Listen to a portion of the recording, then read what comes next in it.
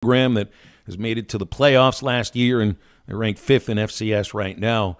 But, big but, in a time right now where a school like the University of Nebraska already is beginning to look for their next head coach. I know I brought this up yesterday. How good is it to know that the guy who actually coaches the style of football that Nebraska wants and has gotten away from in the last however many years would have no interest in that job whatsoever, no matter the money that they're going to pay him? And Sam Pittman says these things, we believe them. I believe when Sam Pittman says this is his last job for all the reasons that we already know. The way he views the University of Arkansas, the way he views the football program here at Arkansas, and the way he views the state and the real estate that he's purchased here at the same time, which is destined to be his retirement place. Well, let's just say Bobby Petrino coaches the style of football that Nebraska would want. And it might be a little bit of a different way of going about things, but let's just take away some of the things about Petrino and transport him to, well, let's just say that he coaches the same way Sam Pittman does. But he is still Bobby Petrino in his mind, the same coach who secretly interviewed for a job at Auburn during his first year at Louisville, a coach that signed a 10-year deal with Louisville only to take the Atlanta Falcons job 6 months later, someone who took the Arkansas job less than 24 hours after telling Falcons owner Arthur Blank that he planned on staying on as the Falcons coach. And also a coach who really, I think when you look throughout his career, there's never really been a real foundation built into any of the programs that he has led to some of their better years. I mean, Louisville, an 11-win season for Louisville, something that had never happened before, something that hasn't happened since. But things really started to crater right after Petrino left, and it doesn't necessarily have to do with, well, we lost our head coach. There wasn't a foundation there. The same thing happened at Arkansas. The same thing happened at Arkansas. The same thing has happened at Louisville a second time, and who knows what's going to happen. It's only his third year at Missouri State, and maybe there's another job in the offing. It'd be interesting to see if any success at Missouri State were to remain there. Does not necessarily. Do you think Sam Pittman has a foundation of success, or what seems to be a foundation, 3 years into his tenure? Time will tell, but certainly it appears that the foundation is there in terms of talent, in terms of assistant coaches, and the identity that's been built into this football program so that any recruit across the country knows exactly what Arkansas football means. And the recruiting continues to be at a very high pace. There is a foundation at Arkansas that was lacking. I think that was lacking even after a Cotton Bowl victory against Kansas State. Things got exposed the next year, and not just because Petrino wasn't the head coach, but that's part of it, obviously. But also, let's just say that he had built a foundation at Arkansas, and the whole situation from 11 years ago didn't happen, and that Nebraska was coming and looking for another head coach and was ready to spend whatever it took. Obviously, the Cornhuskers are willing to spend whatever it takes if they're not waiting 3 weeks to fire Scott Frost and save themselves $7.5 million. Don't you think, now we've been through this before with Houston Nutt and the University of Nebraska, if I remember properly. Don't you think that Bobby Petrino would be on that plane, that he would be ready to interview for that job, even if it isn't the same Nebraska that Nebraska thinks they are? Don't you think that he would be ready to jump at a moment's notice for a program that he might view as bigger, better, and willing to spend a little bit more money? I say yes. I say he absolutely would. Sam Pittman, he ain't going anywhere. He's staying here at Arkansas, where he is building the foundation of a program that is not hoping to compete in the SEC West in the near future. They are competing in the SEC West right now as a team that knows exactly who they are, believes in their head coach, and is ready to get out there and show Bobby Petrino what this team can be about on Saturday. It's an interesting week that we've got planned here on ESPN Arkansas. And the more that I kick around in my mind the idea of what Mike Irwin brought up yesterday on our airwaves about students wearing the neck braces or maybe white towels. We've heard other things that there might be blonde blow-up dolls in the stands, things like that. I kind of hope that this doesn't take over what this Saturday is really supposed to be about. It's homecoming. It's the third and final home game of a 3-game homestand. We're really not going to be home very much for the next 5 weeks. But, I mean, students will be students, and they're going to, they're going to be young. They're going to be goofy. They're going to be silly, and I think we can expect that. I kind of hope that the grown-ups, of which Bobby Petrino might not have been in his tenure at Arkansas, that the grown-ups who come into the stadium might handle things a little bit differently. But what's going to happen on Saturday. It's going to be a circus. This whole week is going to be a circus. And, we brought some of this stuff up yesterday. I would like for the focus to not be on the departure of Bobby Petrino or really his tenure at Arkansas. Trying to make it about the teams that are facing each other on Saturday and the hope that Arkansas just continues to ground and pound and wear that Missouri State defense down and pull this thing away in the second quarter or the third quarter. It is a good Missouri State team. Watch out, because they took Oklahoma State to the final gun last year in the opening game, and you just can't sit on your laurels of being a top 10 team and expect to show up against a top 5 FCS team and expect that your brand name is the reason that you're going to win. 877-377-6963 to get with us on Halftime today. We've got Chuck Barrett coming up in the very next segment. He'll be with us for a couple of segments. We've got Alyssa Orange from Pig Trail Nation, hour number 2, and a high school football report from Scorebook Live's Nate Olson in hour number 3. Your calls and texts as well. We've got sound from Paul Feinbaum, who was at the Little Rock Touchdown Club yesterday. Some interesting things to say about the real reason he did not attend Tim Tebow's wedding, and he's got some anti-Nick Saban sentiments and says some nice things about Sam Pittman, too. We'll make fun of the Texas A&M Midnight Yell just because it's fun to do, and we'll chop up a little bit about last night's Monday Night Football debut here in the 2022 NFL season. So lots to get to on Halftime. That includes Chuck Barrett, voice of the Razorbacks, next. So stay with us. I've been robbed and ridiculed in daycare centers and night schools. Handle me with care. You're listening to Toyota Tuesday. Stop by your local Toyota dealer. Toyota, let's go places.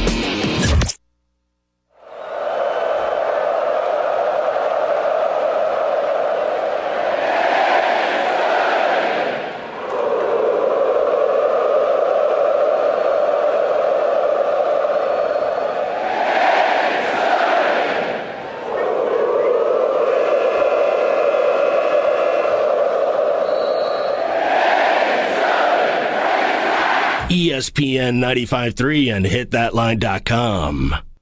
Attention sports fans, your favorite sports book, BetUS.com, is back for their 28th year of NFL action. With the industry's biggest sign-up bonus of up to 200%, BetUS offers their members the opportunity to cash in on all your favorite leagues, including the NFL, NBA, MLB, and more. They've also got hundreds of new casino games, including the coolest European slots, and their live dealers are waiting for you at the tables. You need a sportsbook with integrity and longevity, and you need to know that you're going to get paid. You need a sportsbook that offers everything, including live betting, MMA, golf, horses, esports, and all kinds of crazy bets. Call today at 1-800-79-BET-US. That's 1-800-79-BET-US, and they will walk you through setting up an account. Nobody in the industry gives better bonuses than BetUS. Join now and mention ESPN Arkansas, and you can get up to 200% in bonuses on your first deposit. Nobody beats that. Head to BetUS.com and join today. That's BetUS, where the game begins. Tired of spending all your hard-earned cash at the gas pump right now? Wheeler Power Sports is here to help you out. They have a giant selection of motorcycles and scooters to help maximize fuel efficiency. There are over 50 scooters in stock right now, with some getting up to 100 miles per gallon. Wheeler also has a great selection of motorcycles from the Kawasaki, Suzuki, and Kimco. Check out their full inventory at WheelerPowersports.com or check out their showroom in person at 901 North 11th Street near downtown Fort Smith. Wheeler Power Sports, keeping the good times rolling. Get the best value, service, and TV locally with personal service from WOW World of Wireless, your neighborhood professional Dish authorized retailer. Stop in and ask us about the Hopper 3, Dish's most advanced DVR that delivers a premium viewing experience. Tired of running out of DVR space? With the Hopper 3, you can record up to 2,000 hours of your favorite programming and watch your very own favorite channels and DVR recordings anywhere you go on your phone or tablet. Call now. WOW World of Wireless. 877-305-DISH. That's 877-305-3474 for more details. Or online at shopwownow.com. World of Wireless is located at 601 Church Street in Barling next to Frank Rowe Furniture. That's 601 Church Street in Barling. Come see us at our new location. Monthly equipment fees and other restrictions apply. Recording hours vary. 2,000 hours based on SD programming. Remote viewing requires internet connection and compatible mobile device.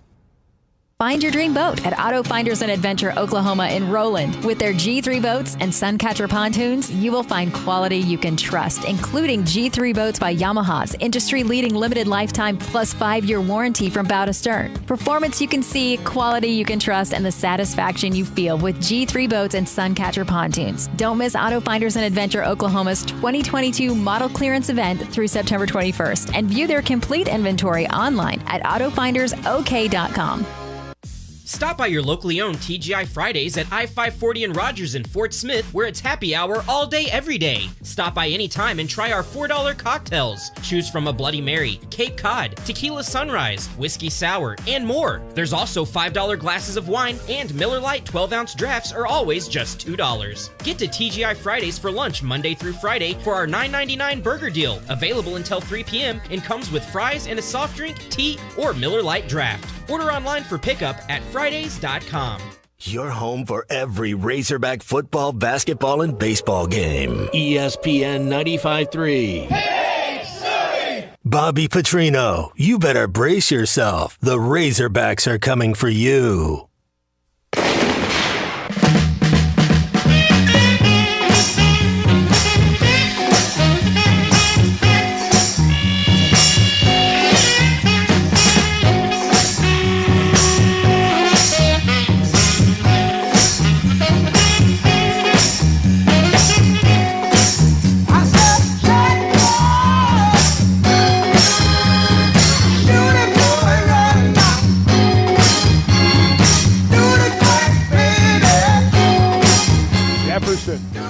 Behind Stromberg to put a man in motion. They give it to the tailback, A.J. Green, and that's a touchdown. Green was set up to the right, Hornsby to the left. Green got the call for the touchdown, and the Razorbacks have put another one on the board. Find us on 99.5 in Northwest Arkansas, 95.3 in Fort Smith and the River Valley, 96.3 in Hot Springs and Central Arkansas, 104.3 in Harrison and Mountain Home, and everywhere on hitthatline.com. Now, back to the guys. Here's Phil Olson, Matty T, and Drew Barrett. You're the voice of Chuck Barrett, voice of the Razorbacks, calling an A.J. Green touchdown from last week's win against South Carolina. And we've got Chuck on with us for the next couple of segments here on a Tuesday halftime. Chuck, how are you today? I'm good. That was one of the mop-ups at the end of the game. That was one of the mop-up touchdowns. Nice to have mop-up time, isn't it, with a team that it's 2 games in a row. Well, I wouldn't say you had mop-up time against Cincinnati, but you certainly did against South Carolina. Great performance by the offensive line and defensive line, too. That's really what kind of stood out to me from Saturday. Yeah, I mean, that was the story of the game. That was the story of the game on both sides of the ball. I mean, when you rush for 295 and the other side rushes for 40, that pretty much tells you how the game's gone. Yeah, it certainly did. Did you expect to see this kind of a pass rush? You know, we had so many guesses as to, what the defensive line would look like. They look really good. Did you expect this kind of pressure? I thought they could get it. Yeah, I mean they got good players there. They're legitimately too deep at that spot. When they rotate in and out, you don't lose anything. And I think that's when you have a chance to really compete in the SEC, because guys can't play every snap. And if you have a significant drop-off between the guy that's got to come out and the guy you got to put in, that's going to show. I mean, and the other side, they scout. They know what's going on. They know who to attack. And so the fact that you can go legit too deep there, I think that's one of the real keys right now. Now, we focus a lot on pass rush, and because it's obvious, it's easy to see.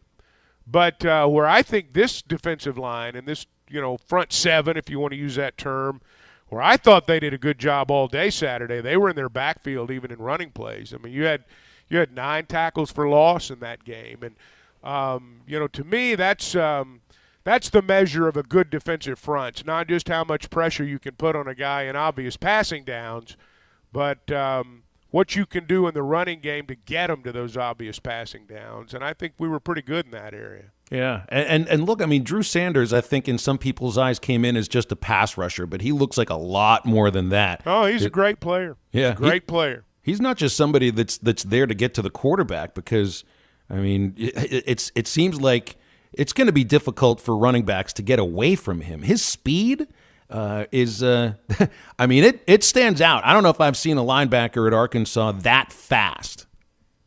Oh, he can go from side to side. He can do anything you want him to do. Oklahoma recruited him as a tight end, and I wouldn't argue with that. I mean, that's not where he wanted to play, but I wouldn't argue with the idea of making him a tight end. I think he's a football player. I think you can put him at any spot. He's playing within the box now, and that's not a lot. He didn't do that a lot in Alabama from what I understand. So, but he's just a guy, you figure out where the best spot for him is, and you put him in there, and he'll be one of the best players on the field. We know what the identity is of Arkansas's offense. It's pretty obvious. 2 runs for every pass, and you're gonna get 5 yards a carry just about. You got guys who are total loads to bring down in your quarterback and in Rocket, and AJ and Rashad also look like they're incredibly good. What do you think is the identity of this defense after 2 games? Well, they chase the ball. I mean, they chase the ball. That's the thing that you've got to have with a good defense, is you got to have, you got to look at the color of the hats around that football. And I think when you watch the other team, you're going to see a lot of red hats chasing that ball carrier, particularly in the running game. And they pursue well, and they get to the football. They chase the football as a unit. And I mean, it's not just wild willy-nilly chasing the guy with the ball, but I mean, there's a plan in place to do that. But I think they pursue well. What were your thoughts on Jalen Catalon missing the season? I mean, there's a couple things to look at this here. One is the effect on the team and losing a captain and a really high-level player, but then there's also for the player himself. And for Jalen, it's 2 years in a row with a shoulder injury that's costing him a season. And, I mean, he's got, NFL hopes and everything, but at the same time, I mean, you want him to live a good life. And so, there's 2 ways to look at this here. Well, and, you feel bad for him. There's no way you can't. I know that those who are around him every day and know exactly what he's done, as opposed to, the rest of us who've just kind of been told, I'm sure they feel the worst for him. And, when Coach Pittman said we're going to let him stay away from the building for a little while, I think that, that speaks volumes right there. I mean, he's devastated. He's devastated. He's, football's been the focal point of his life, I'm going to guess, since he was about 5 years old. And so, and the entire time you're playing, when you're a player like that, you know that the end game may be an opportunity to play professionally, and all the things that brings, to you and your family. And, it changes your life. It changes your children's lives. It's, gives you an opportunity to create generational wealth. I mean, there's just lots of things that come with that. And so, you don't know if all that's gone. We're just going to have to see if he plays football again. We're going to have to see if he plays football for the Razorbacks. But at this point right now, I mean, they'll do the surgery at some point. I'm not sure what the status of all that is, to be honest with you. And he's going to have to go through it again, and that's, I'm sure, a pretty daunting task right now. Yeah, and I know the team's got to feel awful for him. Yeah. But I was impressed. The post-game press conference, Simeon Blair did a lot of talking. He seems like a fairly loquacious guy. He got the number of votes that would be necessary to be elevated to being a defensive captain, and I mean that's an important role here. And Simeon, I think, looks like he's ready to go. I mean, here's a guy that came in as a walk-on. He's got the scholarship. He's earned the respect of everybody on that team in a number of ways, and he's ready to talk too. I like listening to him.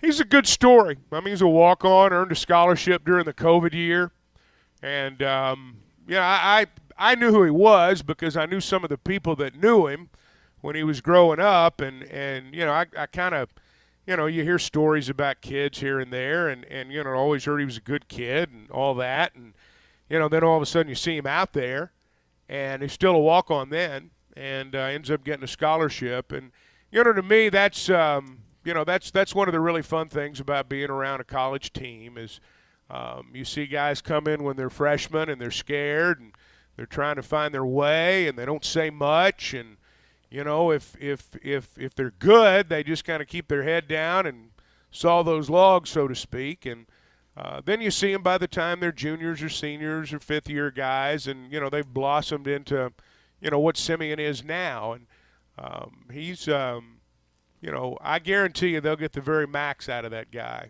He won't, he's not going to leave anything out there. What do you make of Arkansas in the secondary now? Sounds like Slusher's going to come better. back. You think so?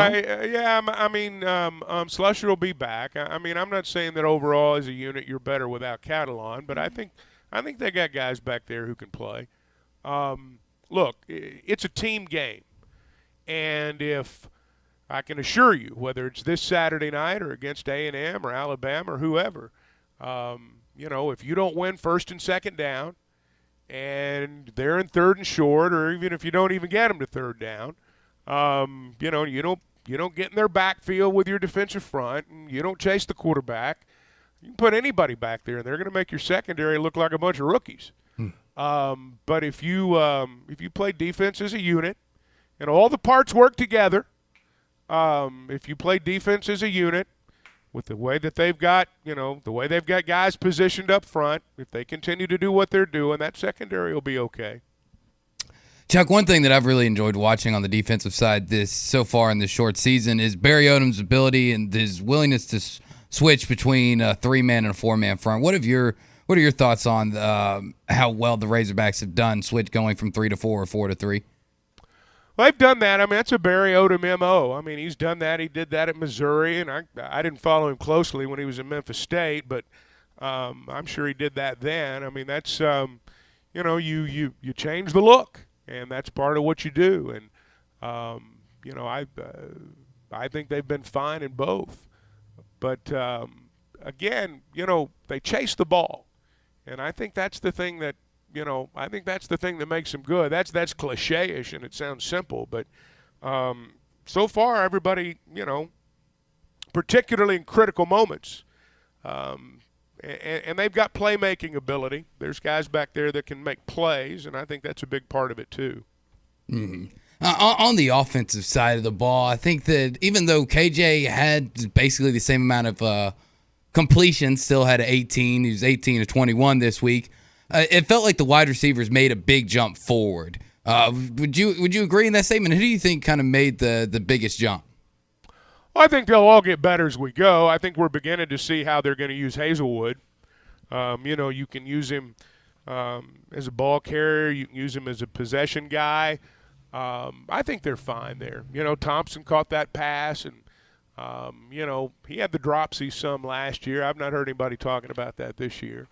I think it's a good group. I think it's a deep group. And, again, it's all predicated on that 295. They'll be able to throw the ball. Now, this is not going to be a prolific down the field. It's not that type offense, but they'll throw within the, within their system. And as I've said before, I think Kendall Briles has done a very good job of, putting KJ in a position to make the throws he can make and keeping him out of position to, force him to make the throws he can't. And so I think that's got a lot to do with his completion percentage. So this is just like any other week, right? Like any other homecoming let's game. just get to it, guys. Yeah. Let's get to it. I mean, come on. Let's talk about what everybody's talking about. They're talking about Bobby Petrino coming back. Yeah, and here he is. And, it sounds like the students have some stuff planned. I think some other people have some stuff planned. Well, let me say this, and I'm just going to jump right into it now that we're there. It's not the media's place to tell people how they ought to act. I hate that. It's not the media's place to tell people how they ought to act. People are, they're free. They can do whatever they want. If you want to boo, boo. If you want to cheer, cheer. If you want to go if you want to pay an overprice, if you want to go buy an overpriced neck brace and wear it, that's your privilege. It's not our place to tell people how to act. People are going to act how they want to, and I think there are going to be some people that cheer him. I think there are going to be some people that boo him. I think kids are going to be kids, just like they always are, and it's going to be a spectacle. And to try to act like it shouldn't be that way or should be that way. I mean, this is how it is. And this is the story this week. And it's not our job to try to make it something else. People are talking about Bobby Petrino coming back, and people are going to react the way they're going to react. And that's just kind of how this week is. And so the football game is going to be a backdrop for some people. Not for everybody, but for some people, the game itself is going to be a backdrop. Well, I mean, people have been waiting for a moment like this for a long, long time. I mean, I forget how long ago it was that Petrino spoke at the Little Rock Touchdown Club, and that in and of itself, just like 30 minutes on the dais was a spectacle too. So I mean, they've kind of you've been waiting for a moment like this. I think like when he took the job at Western Kentucky, people are like, well, let's get them on the schedule. Might have thought the same thing about Louisville. I think the fans have been waiting for him to come back so that they could, do exactly what you're saying. There's still some reconciliation for the people who were in the middle of it then. And there's still some reconciliation for our fans. People forgive. I mean, you learn forgiveness and grace as you age. But, it's a week that brings back a lot of emotions for a lot of people. And, all that stuff's real. And to act like it's just another football game or that's all we should focus on, I think that's a little naive. Well, get your questions in if you got anything to add to this conversation at 877-377-6963. And we'll have Chuck on for another segment to talk about this very topic. The Labor Day sale has been extended at Cheap Sleep Mattresses and Furniture in Springdale, Fort Smith, Conway, and Bentonville. Any size mattress starting at $199. You got savings of up to 70% on Posturepedic mattresses. That'll include your mattress box spring frame. Only $499. You can get queen or king as well. That's Cheap Sleep Mattresses and Furniture. They're in Springdale, Fort Smith, Conway, and Bentonville. More with Chuck Barrett here on Halftime after the break.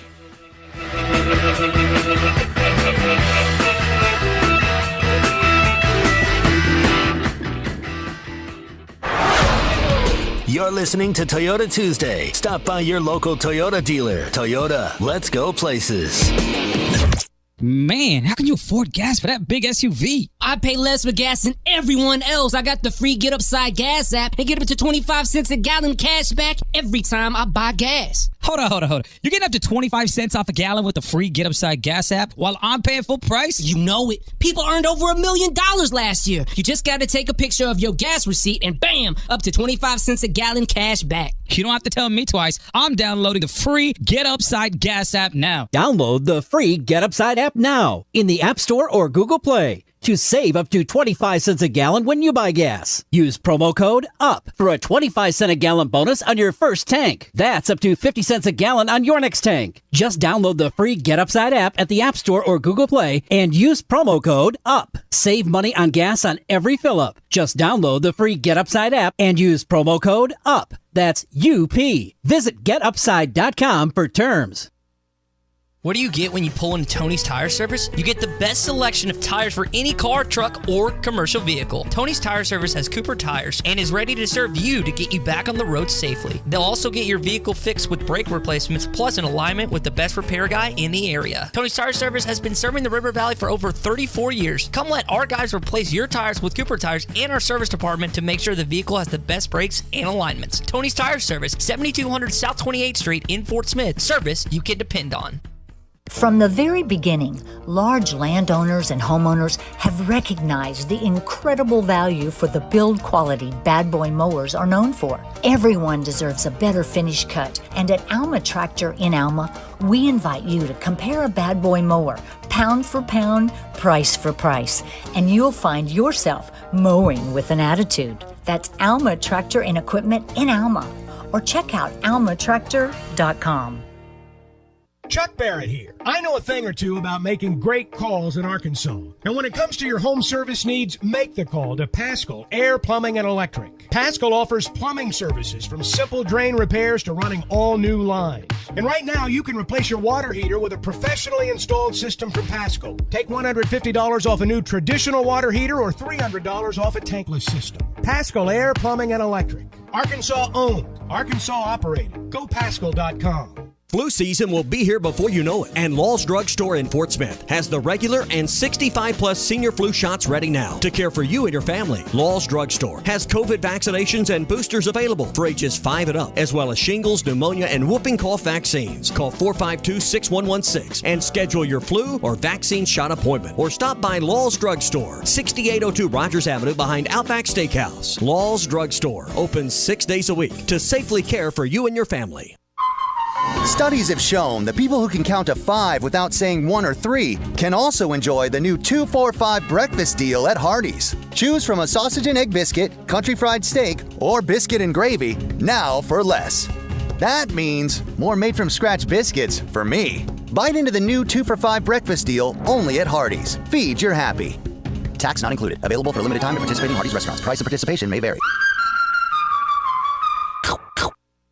Harry Robinson Buick GMC wants to buy your vehicle, and they'll pay top dollar today. Pre-owned car values are at an all-time high, and your car is worth more today than it ever will be again. If you are driving a 2013 model or newer with 120,000 miles or less, bring it to Harry Robinson Buick GMC, and they will pay you more for your trade. Even if you don't want to buy a new car, they will still buy yours. Harry Robinson Buick GMC, exit 11 off of I-540 in Fort Smith.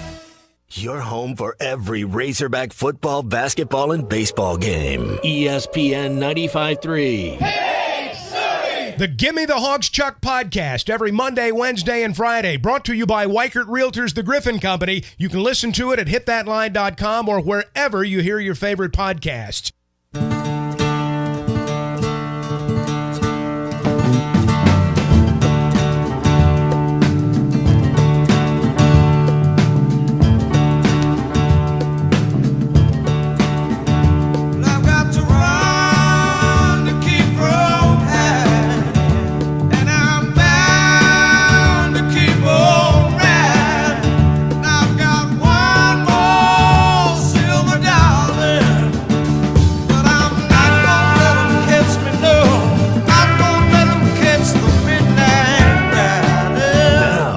To the guys. Here's Phil Olson, Matty T, and Drew Barrett. And Chuck Barrett with us here in this second segment here on Halftime. 877-377-6963 if you want to text in a question for Chuck. So let's see. Bobby Petrino coached 51 games at the University of Arkansas in his tenure. I think he started the coaches show, didn't he? He didn't have like a coaches show that was televised and also on the radio until then. And I've heard a lot of people say that he did a lot of teaching.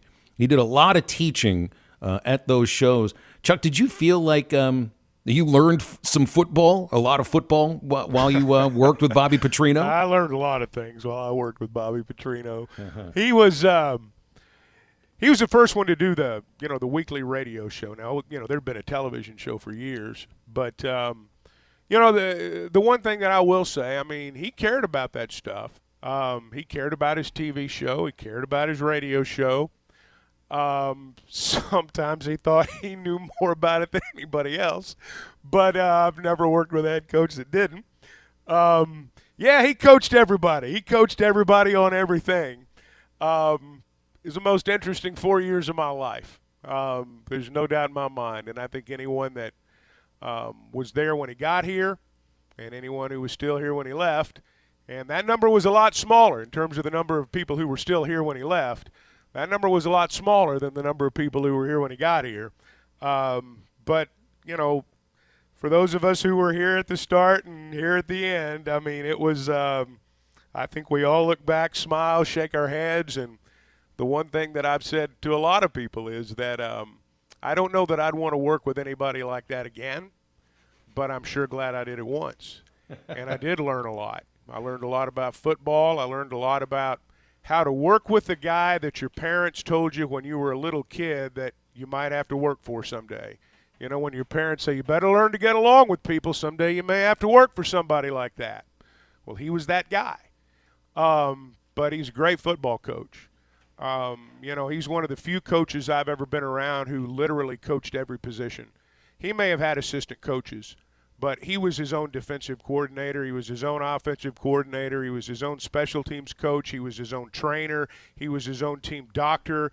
He was his own equipment manager. He was his own everything. He was a socks to the jocks guy, and he controlled every aspect of that program. He had a vision. He had a method. There was a method to his madness, and he got results. He was demanding. The most demanding person I've ever been around in my life, in any walk of life. He was the most demanding person that I've ever worked around. You know, he wanted it done a certain way. But I will say this, and I'll circle back to this. He cared about his radio show. He cared about his television show, and I appreciated that. I can tell you we taped his television show every Sunday morning at 10 o'clock. We had a meeting every Sunday morning at 9:30 to go over exactly what we were going to talk about, right down to the nth degree. And that's how it was going to be. And then at 10 o'clock we started taping. We did it in one take, and that meant you better not screw up. And, you know, his radio show was different. I mean, it was very controlled. The one thing I'll say about working with Bobby Petrino is everything was very controlled. And but again, as I said, you know, my role was minor in all this compared to a lot of other people's. But I'm glad I did it once, and I did learn a lot. And you know, it it was an interesting time to say the least. We won a lot of ball games though, and that sure was fun. Well, in a lot of ways, you know, the way that you describe Bobby Petrino, and I've heard plenty of other, you know, stories of what it was like to work from him from other support staff members, you know, back then too.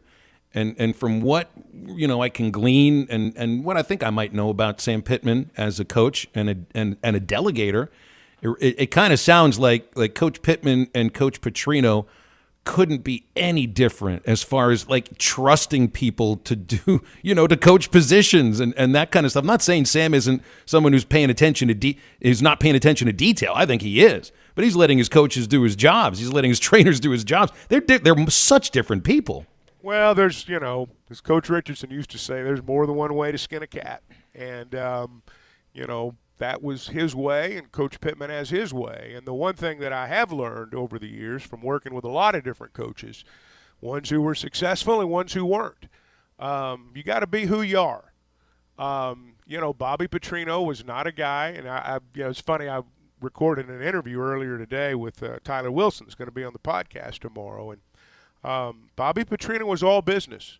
I mean, all your conversations were about, you know, the business at hand. He didn't ask you how your family was doing. He didn't ask you how your weekend was. You know, it was all business. And it was that way with everybody. I don't know how it is now. You know, it's 10 years after the fact, and we've all changed over the last 10 years. But I know when he was here, it was all business, and that's just kind of how he was. And Sam Pittman's a little bit different in that respect. You know, Coach Pittman has this gift of being able to visit with you for 15 minutes and making you feel like you're a friend for life. 15 minutes with Bobby Petrino leave you walking out of the room shaking your head sometimes. But at the end of the day, they're both successful at what they do. Now, I knew when Bobby Petrino was hired at Missouri State, they were in for success like they'd never had before. I played golf with a guy from Springfield over in Mountain Home a couple of weeks ago, 3 or 4 weeks ago. And, he's made Missouri State football relevant. I mean, they're ranked 5th in the polls. They've been to the playoffs. They've never been there before. At least it'd been a long time. He's doing exactly what he's always done, and that's coach winning football. You can say whatever you want to about the guy, but he's a hell of a coach. And I'm not surprised at all that his team's had success. And I'm not surprised at all this week that he is willing to let some of the attention go to him. Believe me, that is completely outside his personality. I know he's doing that this week so his players can get ready to play a game because he's got a pretty good team. And after watching everything that we saw this past weekend, I know he's telling his kids that can be us. And it can be. And so, he's not coming down. As he used to say, we didn't come to paint. He ain't coming down here to paint. He's coming down here to win the game. And I know what he's thinking. Well, it's going to be an interesting day, that's for certain. And we still have another, 4 days until the game. So sure there's going to be plenty more to talk about this. Chuck, appreciate you, man. Thanks for always coming on with us on Tuesdays. Yeah. All right, guys. We'll see you Saturday. Okay. And, of course, we'll be on the air 3 o'clock. It's a 6 o'clock kick of Arkansas game day. 1 o'clock, Hog Reaction after Learfield postgame. A very busy Saturday. This is going to take you probably into Sunday, too. 877-377-6963 to get with us on calls and texts over the next near 2 hours or so. And Drew's got a reset coming up after the break. Lots going on. Of course, you had the Monday Night Football game yesterday, and I wonder what you think about that. Should you or should you not ask a kicker to attempt the second longest field goal in NFL history, or do you go for 4th and 5 with your brand new franchise quarterback and a first-year head coach? All right, Drew's got the reset next on Halftime.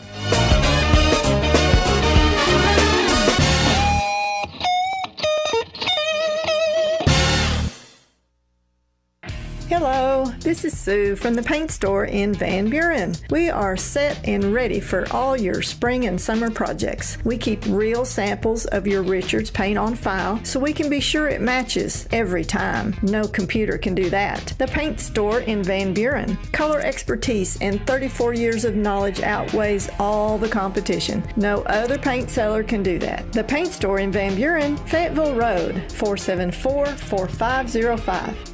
When you need a plumber, call the name you know and trust, Ashley Air. The same great people that take care of your heating and cooling system can also meet your plumbing needs. Right now, take $50 off any plumbing repair or get a $129 drain cleaning plus a 2-year parts and labor warranty. Restrictions apply. If you have clogged drains, Ashley Air is the one to call. Go to AshleyAir.com to schedule your plumbing service. That's AshleyAir.com. Proud sponsors of Razorback Athletics. Building a home can be stressful. This is true whether you're the homeowner or the contractor. Many times these issues result in a lawsuit. If you are a homeowner or a contractor and find yourself needing legal help, call the attorneys at Kevin Hickey Law Partner. With experience representing homeowners as well as non-payment or other issues that could arise during construction. Contact Brad Hull or Kevin Hickey at 479-434-2414 in the River Valley or 479-802-6560 in Northwest Arkansas. Or check them out on the web at artriallawyers.com.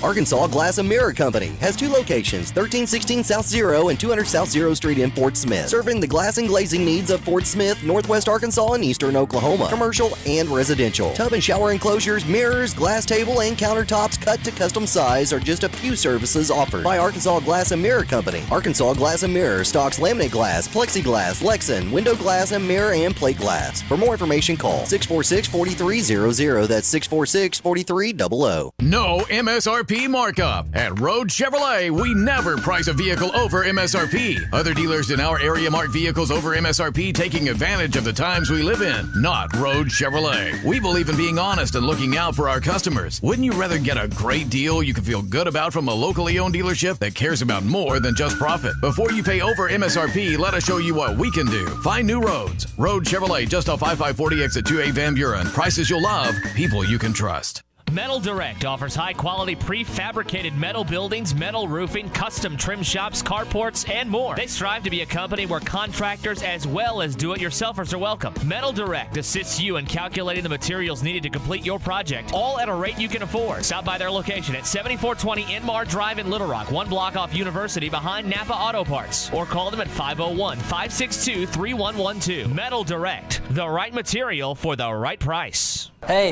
where's the rest of the beer? I'm probably out unless you clowns brought some. Well, I've already had 3. Who's going to get more? Order it from your phone. From where? Sody's delivers. You mean where my girlfriend gets her wine and those cheese plates? And if you don't want to drive, that's where you can order it. My free beer is gone. Sody's now delivers inside Fort Smith city limits. Just order from mysodys.com or download the Sody's app and order from your phone. Sody's Wine and Spirits. Experience different. We want to welcome you to Rose One Stop Bait and Tackle at 612 4th Street, Barling, Arkansas. We are your one-stop store for all your needs. We carry Petty G meat products, the official ham and bacon of the Arkansas Razorbacks. Give us a call and pre-order your party or tailgate party meat and vegetable trays to pick up on your way to the game. Call us at 479-452-2444 and we will have it ready. Rose One Stop, the best little one-stop in the River Valley. Your home for every Razorback football, basketball, and baseball game. ESPN 95.3. Hey, well, I got a woman way over town that's good to me. Oh, yeah. Say, I got a woman way over town good to me. Oh, yeah, she give me money. You're listening to Halftime with Phil Olson, Matty T, and Drew Barrett. Want to jump in the conversation with the guys? Call or text into Halftime at 877-377-6963. Reset and refresh. Reset. The great reset. It's time for the Halftime Reset, giving you all the info and facts you need to make it through the rest of your day in sports. False start. Both teams back on it. Get back here. Now, here's Drew Barrett with your Halftime Reset. All right, Drew, go ahead. Take it away. Here's your first hour reset, everything you need to know that gets you through the day in sports. Arkansas junior linebacker Drew Sanders was named National Player of the Week by the Chuck Bednarik Award yesterday. Monday Night Football finished Week 1 with the bang with Seattle Seahawks defeating their former quarterback Russell Wilson and the Denver Broncos 17-16. The 12th man fan base was not shy to let Russ know exactly how they felt. Here's Russell Wilson on being booed in Seattle. I didn't waver, you know. They may cheer for you. They may boo you. They'll love you one day and they'll hate you the next. And that's sports. At the end of the day, I'm going to keep competing. I'm going to keep battling. I know who I am. That's right. Seattle won on a missed 64-yard field goal by Denver that left a lot of people confused. And after the Brandon McManus missed last night, just to put this in perspective of how bad of a call that really was to take, NFL kickers since 1960 attempting a field goal of 64 yards or more have made it 4.8 times, 8% of the time. That's only 2 out of 42 attempts. For reference, last season's teams to go for it on exactly 4th and 5th converted it 49 times during the 2021 season, 21 of 45 attempts. Cowboy owner and general manager Jerry Jones said yesterday that quarterback Dak Prescott will not go on injured reserve following surgery on his right thumb. The initial timeline for Prescott to return was 6 to 8 weeks, according to sources. However, Jones said the report following the surgery was much more favorable. Theoretically, Prescott could be back for the game October 9th at the Rams in Week 5 if things work out well in his recovery. And if you missed the announcement yesterday, the Southwest Classic in Jerry's World down there in Dallas between Arkansas and Texas A&M will kick off at 6 p.m. on ESPN. And that is your Hour 1 reset. So maybe Nathaniel Hackett thought that there was like a thing for Broncos field goal kickers to consistently break the NFL record, right? Because it's happened twice in the last 13, 14 years where a Broncos kicker has set the record for the longest field goal. And I didn't remember all of this. I had to look it up. I'm guessing those were both in Denver? Well, that's the thing. This was not there. So it's the air is considerably thicker, I think, by the coast in Seattle than it would be in Denver. And I don't know much about Brandon McManus, but maybe he is Jason Elam. Maybe he is Matt Prater. I don't know, but apparently he's not. That's a tough situation to be put in. The crazy thing was, how long did they take before calling the timeout? I mean, you have Wilson line up. It looks like they're about to snap. 30 full seconds. 30 full seconds. Hilarious reaction by the Manning brothers. I mean, Eli Peyton's just doing this for the whole time. Yeah, he's making the timeout hands for like 30 seconds straight. And Eli gave the Eli face. You know that face. We've seen this time and time again after a Giants loss or even it's more Eli than Peyton, but you know that look. And he just had that look. Like he'd been kicked in the stomach or kicked a little bit lower, watching a rookie head coach in his first game with this franchise just totally botch, this last drive. Not like that's the reason that Denver lost the game. No. You can't lose 2 fumbles at the 1 and expect to win a football game. But then again, they almost did. That's the crazy thing. It's like the Bengals the day before. You can't lose the turnover battle 5-0 and expect to win, but they should have. They had 2 shots at it with the Bengals. What were your thoughts of the broadcast team? How did you like Buck on the ESPN? Did it feel weird? Felt a little weird to me. It did. I mean, it's still the same thing going on between the two of them. They're still good, but I just kept expecting like the Fox robot to pop up out of the blue, and it's never gonna. Good, you're not gonna see that with them again. So you get it with Burkhart and the rest of those guys. Yeah, I mean, it's gonna take some time. I think getting used to Buck and Aikman on Monday nights and Al Michaels and Herb Street on Thursdays.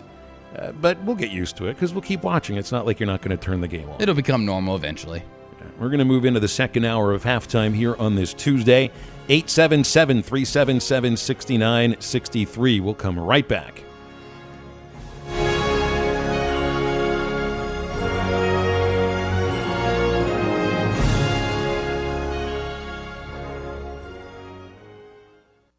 This time of year is hectic, and we know you have things to do and places to be. Southern Tire Mart can help you get there and save you money on America's most trusted brands like Michelin and BF Goodrich. Take advantage of our $49.95 oil change, which includes 27-point vehicle inspection. Come see us at Southern Tire Mart, just off I-540 at exit 14 in Fort Smith today. For quality Michelin and BF Goodrich tires and the best in first-class service. Get where you need to be with Michelin, BF Goodrich, and Southern Tire Mart.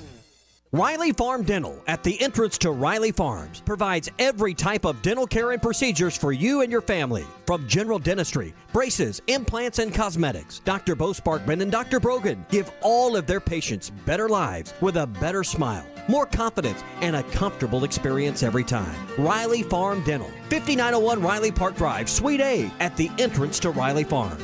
Call 226-3500 for an appointment or visit RileyFarmDental.com. We've invented a new messaging system using the crisp sounds of Bud Light. Crisp Code, Lesson 86. This is how you say, gee willikers, it's a hot one.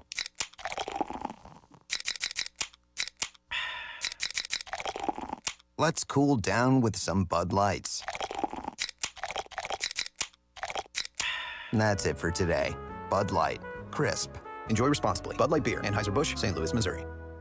Was your roof damaged by recent storms? Don't fall victim to out-of-town contractors and fly-by-night repairmen. Trust the local roofing professionals at Able Roofing. Call their local number, 474-0006, for a free roof inspection. Never trust something as important as the roofing system on your home to a storm chaser. Able Roofing, 474-0006, will work with your insurance company. Call now for your free roof inspection, 474-0006. Able Roofing, the hometown roofers. When you need to customize your ride, whether for work or play, check out River Valley Truck Outfitters. Full line of LED lights for your headlights to work lights, B&W hitches, toolboxes, ladder racks for all your work needs or play, grill guards to full front bumper replacements, full line of WeatherTech and Husky floor mats. Let River Valley Truck Outfitters get your window tinting on. Best prices and quality in the Fort Smith area. River Valley Truck Outfitters can get your ride ready on Highway South 71 on top of Rye Hill. 648-8855. That's 648-8855.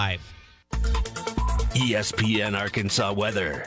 For today, plenty of sunshine. Our high this afternoon will hang out right around 85 degrees. We will remain clear tonight and overnight, low upper 50s to near 60. Wednesday, back to sunny skies, our high upper 80s. And Thursday, blue sky, sunshine, our high in the middle to upper 80s. I'm Sally Russell with your forecast on ESPN Arkansas. You kick the butt of the best football team in America. Yeah! Listen to every Razorback football game this season right here on ESPN 95.3 and hitthatline.com. This is halftime, coming at you from the Bushlight Studios on ESPN 95.3.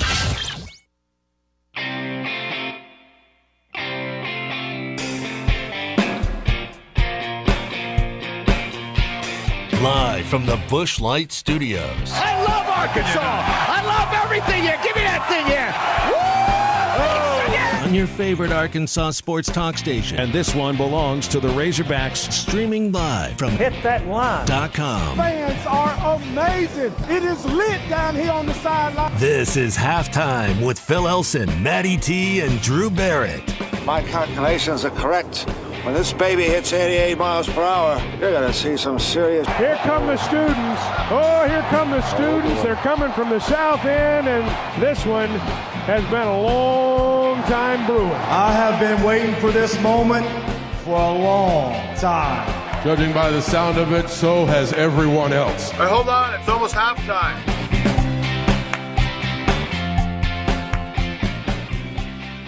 Into hour number 2 of halftime on a glorious Tuesday around the Natural State. Phil Elson, Drew Barrett, Matty T, and Alyssa Orange joining us in the very next segment. Wanted to remind you that you have a football program to be proud of at the University of Arkansas, and at least you're not Texas A&M. Not just because of the loss to Appalachian State, but also because of this. I had to Google this team to make sure that they were even real. I was really confused because Appalachia is definitely not a state. But sure enough, I found them, and they're located deep, and I mean deep, in the backwoods. Just like you would think any hillbilly college that names themselves the Mountaineers. I just hope that these guys can get here tomorrow, all right? Because I know for a fact that half of their football team can barely even read the name on their jerseys, let alone read a map. I just want to point out that the young kid here that is at the Midnight Yell comedy gold at Kyle Field. Oh, I know who wrote who writes his material. It's just great stuff. Had to been somebody that won an Emmy last night, right? Yeah, I mean the poor kid who obviously thinks he's cooler than Sinatra is wearing a pair of overalls with his name on the front. Okay, let's repeat this. And he has 4 other friends behind him that are wearing overalls with a nickname written in bright white lettering on the front. And they are the ones making fun of the opponent? Mm-hmm. They deserve to lose. Be thankful. I know you already are. Be thankful that you are not Texas A&M, that you will never be Texas A&M, and that you don't do stupid crap like this at your football stadium. So have at it. Those aren't just kids, Phil. Those are the Yell leaders. They were chosen to do this job. And I love that in his speech that he pauses for laughter or applaud, and there's really no applaud either. Like, none of his jokes or his witty observations, I guess, that Appalachia isn't a state. No kidding, it's a mountain range. Here's one of the they didn't land in the first place. Here's one of the crazy things about this. I'm going to keep playing this a little bit. It's a shame that the only 2 brain cells that all these guys have left are going to get knocked out by our wrecking crew defense tomorrow. The most entertaining part of this, other than the overalls and the outsized sureness of yourself and sureness of your own program, is the lady who is right there with him, who has to work this experience because she is the professional sign language communicator, and they're gonna, I'm guessing there might be some deaf A&M fans that are in the stadium, and so she's got to take this golden material, garbage material, and turn it into another language while looking like she's halfway entertained by it. Like this poor lady, first of all, if it's taking place near midnight, she needs to be paid probably 5 times what she's being paid. Mm-hmm. I hope she is getting double time at least. But then dealing with these children wearing Oshkosh bagosh on a football field with their nicknames on the front, she should be paid 10 times as much.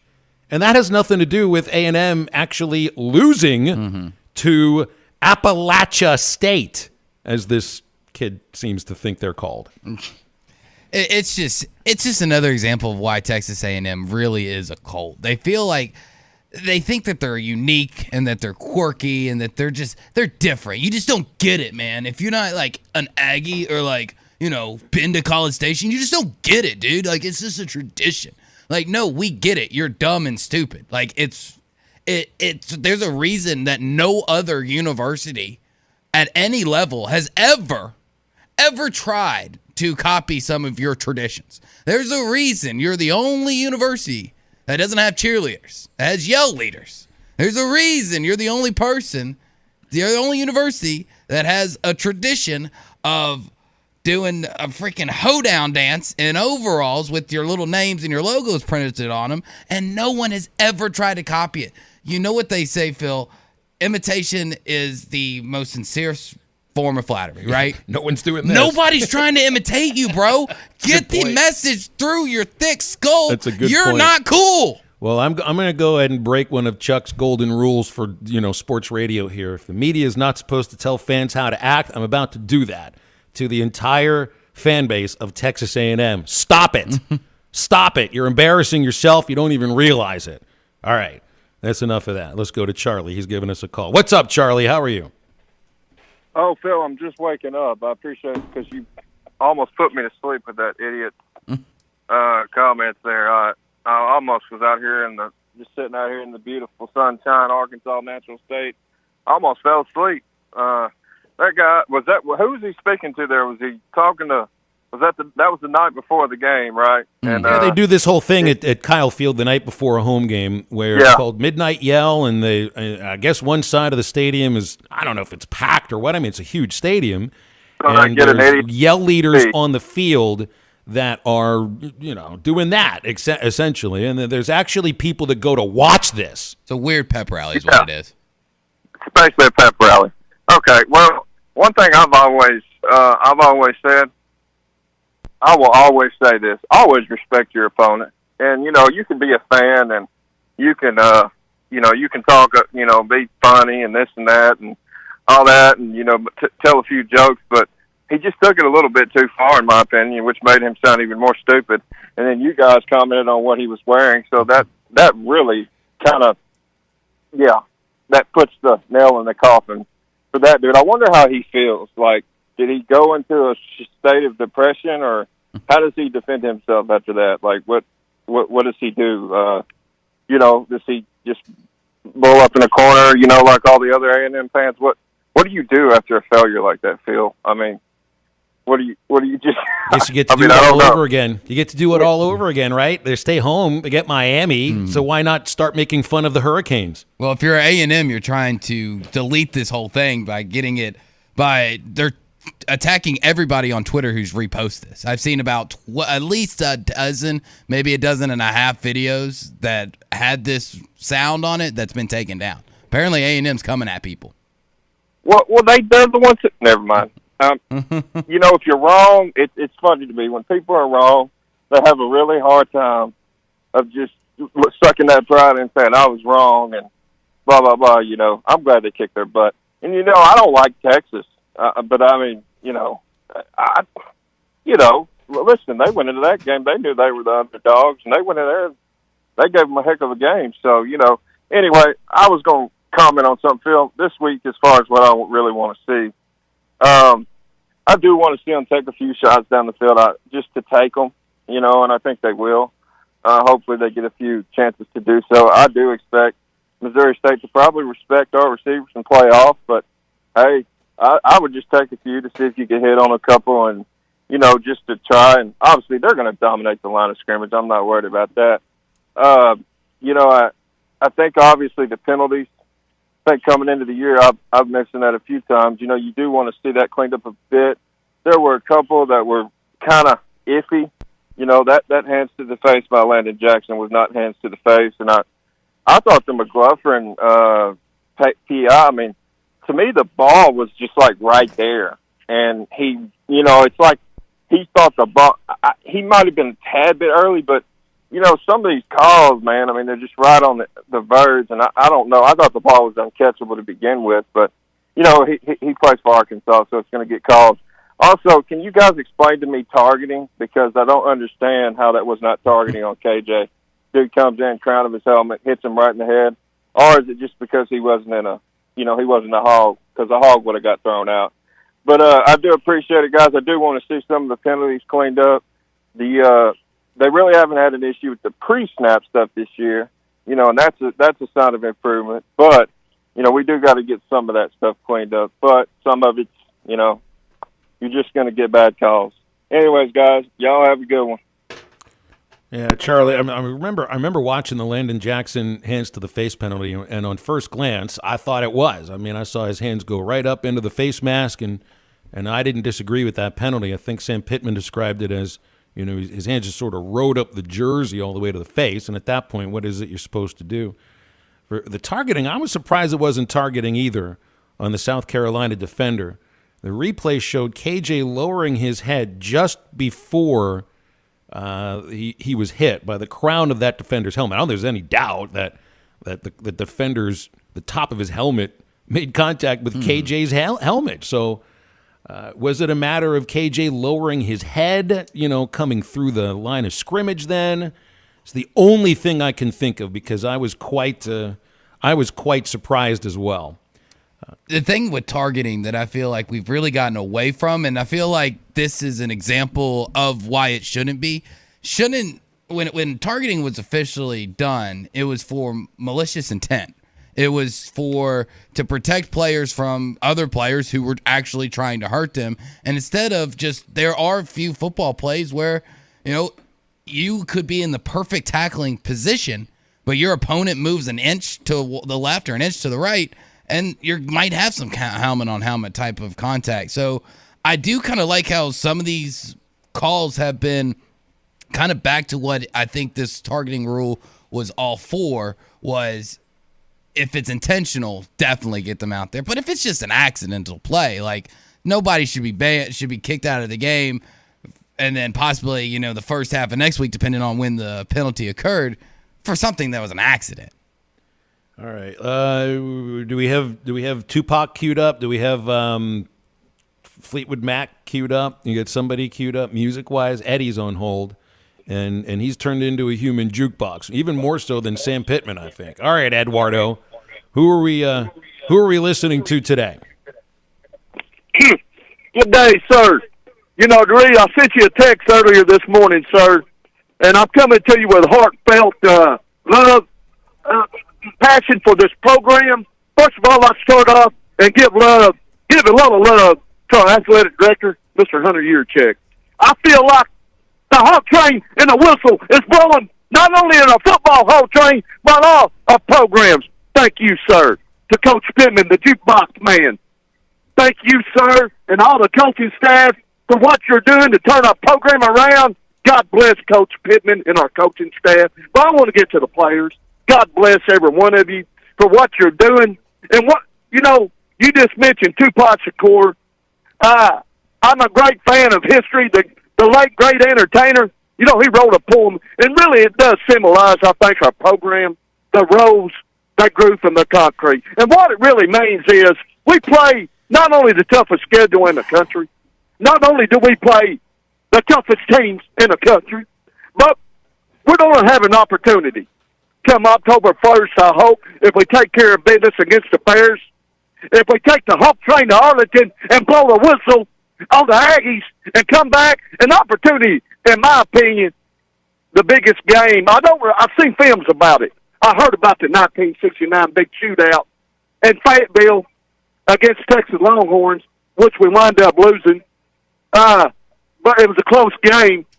But this game, to me, sir, I'm getting middle-aged now, if fans are listening today. I got to hold a Hog Train in 1971. I was 6 years old. I got to attend a game against Texas, and that day we beat Texas 31-6. But I sat in the rain. But one thing that stuck with me was a passion, the Wu-Pig Suey. And for this game, I think it's the biggest game for a lot of reasons since then, to showcase our program in front of a national stage. And I do believe this. We're going to burst through that country. I said before the season started, we're going to have a chance to beat. You know, when I was a kid, I went to Vacation Bible School. One of the first stories I'm about to say in Alabama, no disrespect to religion, but one of the first biblical stories I heard was David when he slayed the Philistine. And I believe Alabama is the Philistine of college football, and they're coming into the Hog Pound. He's getting ahead of himself here. See, here it is. It's Bobby Petrino, Missouri State Week. And look, I understand where you're coming from. I even understood where you were coming from a couple weeks ago, Eddie, because even before the season, you had this feeling in your heart, this burning feeling that was coming up through your throat all the way to your brain, where you just kind of pictured October 1st being the end-all, be-all of the most important day of the entire football season. But it's still a couple weeks away, and let's see what happens first. For my man, I got to tell you, and I was unaware of this until I was reminded by our good friend, the marrying Reverend Paul Andrew Barrett. Today is the anniversary of the murder of Tupac Shakur. So, Eddie, with that knowledge, this happened in 1996. You remember when this happened. How does that make you feel? Well, so I tell you this, certainly he was taken and killed. Some things in life, are just not fair. You know what I mean? Things happen to people's lives. And certainly I've had devastating news in my life. But I had this fan base and people across this country pick me up in my darkest moment. And I believe this fan base is going to pick up our program. And Coach Pittman, if you're listening today, I believe the jukebox is going to be cranked up. I'm starting to feel it. October 1st in Fayetteville, the Hog Pound is alive. We're going to thrive, and we're going to burn the house down. Very good, Eddie. We appreciate that. Thank you for listening to our show. That was great stuff from Eduardo. Only he can come with memories of of Tupac Shakur and translate that into a win against Alabama. Hey, you know what's coming up this weekend? It's National Cheeseburger Day, September 18th. It's the best way to celebrate is get over to Twin Peaks and Rogers. You have their seasoned, smashed, and seared cheeseburger topped with your choice of cheese. Pair it up with a 22-ounce Bud Light or Bud for just $10 all day long, September the 18th. And say hello to one of their favorite holidays at Twin Peaks and Rogers. More TVs, bigger screens, and scenic views. More to watch at Twin Peaks. I'm going to talk with Alyssa Orange from Pig Trail Nation next on Halftime.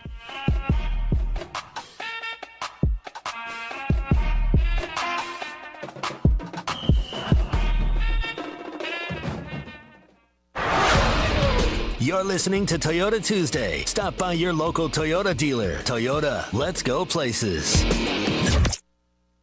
Together we stand as tall as the Tower of Old Maid. Our memories are etched in stone like names on Senior Walk, and our blood flows Razorback red. For 100 years we've been hog wild, and today we continue the tradition. We are Arkansas Razorbacks. Listen to every Razorback football game this season right here on ESPN 95.3 and hitthatline.com.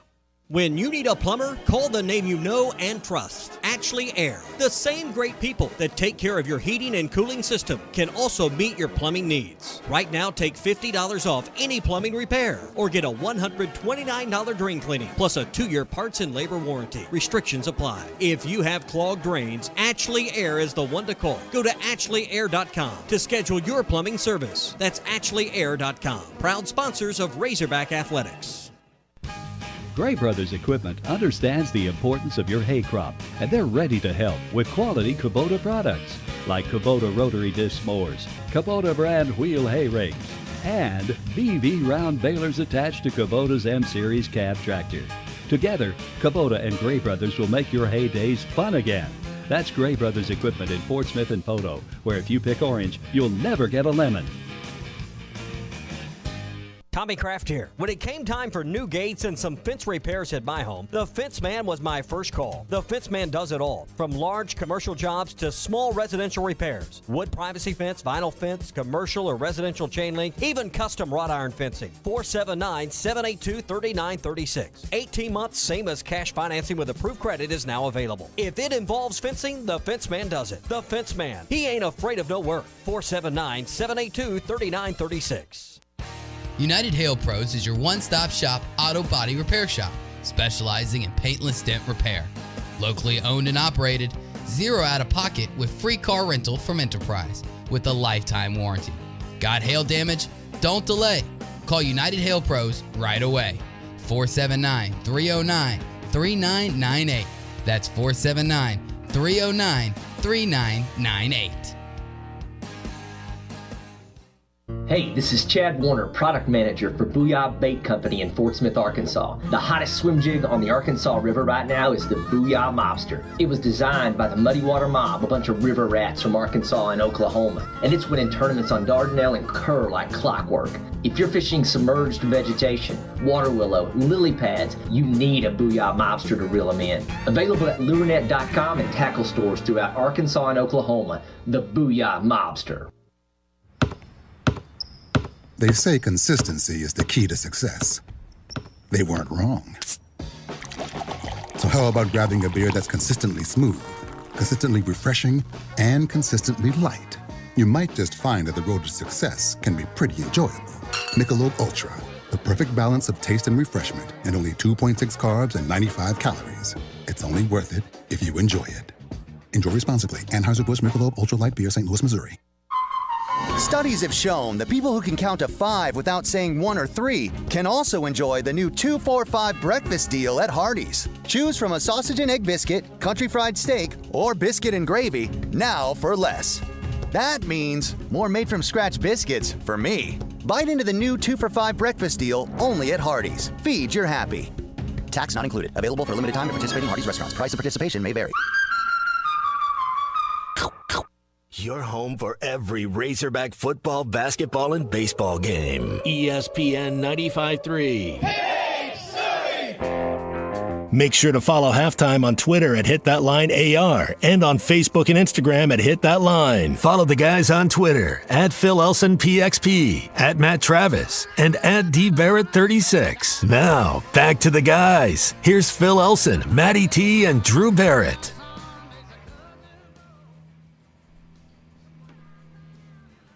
All right, we went a little long there with Eddie, so we're a little late getting to Alyssa Orange from Pig Trail Nation joining us here on Halftime. Apologies, Alyssa, but all is right in the world. We're with you. It just took us an extra 7 minutes. How are you? That's all right. Eddie can have all the time.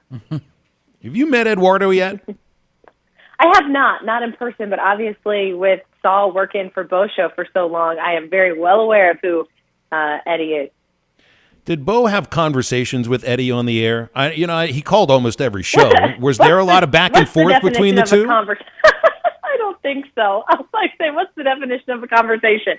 Because I think it's just a ready, set, go. And I think that's kind of, he got a question in every now and then. Sound about right? Yeah, I'm trying. I keep trying. I keep telling Eddie, keep calling. We're going to have a conversation. Love you, Eddie. Yeah, and I do too, even though I've never met him. Sooner or later, I think we'll get to that. So, it's Bobby Petrino week. It's homecoming week. It's FCS game week. I mean, which direction do you go? You go with the Bobby Petrino aspect of this. So, right. I mean, what do you make of? What do you think you're going to see in the stadium on Saturday, Alyssa? I mean, we've heard all sorts of rumors. I think that means those rumors are probably true, and you're going to get some blow-up dolls. You're going to get some neck braces and things like that. Yeah. It's going to be a unique atmosphere and one that we probably won't experience again. Oh, I'm sure, absolutely, and it's definitely one of a kind. I mean, the student section is going to do what the student section is going to do, and they've got quite the sense of humor. And look, go for it. Have some fun with this game. I think that there's going to be a lot of former players back here as well that played for Petrino, because even though what happened, they have respect for him as their coach. And that includes our DJ Williams, who got to play for Petrino for a handful of years. So it's going to be a very interesting atmosphere and definitely a mix of people who are still upset about the way that it all went down, and understandably so. You could easily argue you set Arkansas football back 7 years with the stunt that he pulled. And then there are those people who have forgiven him and who have looked past it and are going to be happy to see him again. I know from requesting a sit-down interview with DJ and Petrino with their SID at Missouri State that it was denied, by the way. But it's a very emotional week for him too. I mean, he sees this also, right? He knows exactly what he's walking into. We saw him at the Little Rock Touchdown Club last year or 2 years ago. He's still emotional about how everything went down. So it's going to be a very interesting juxtaposition of emotions in that stadium come 6 o'clock on Saturday.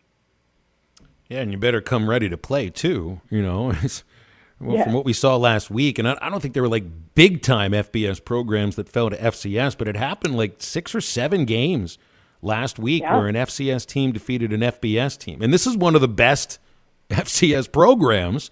And, I mean, look, if there's a coach that knows how to take advantage of things that he might see, either scheme-wise or, a lack of something defensively here or there, like Bobby Petrino knows how to take advantage of that. So you got to come ready. Exactly.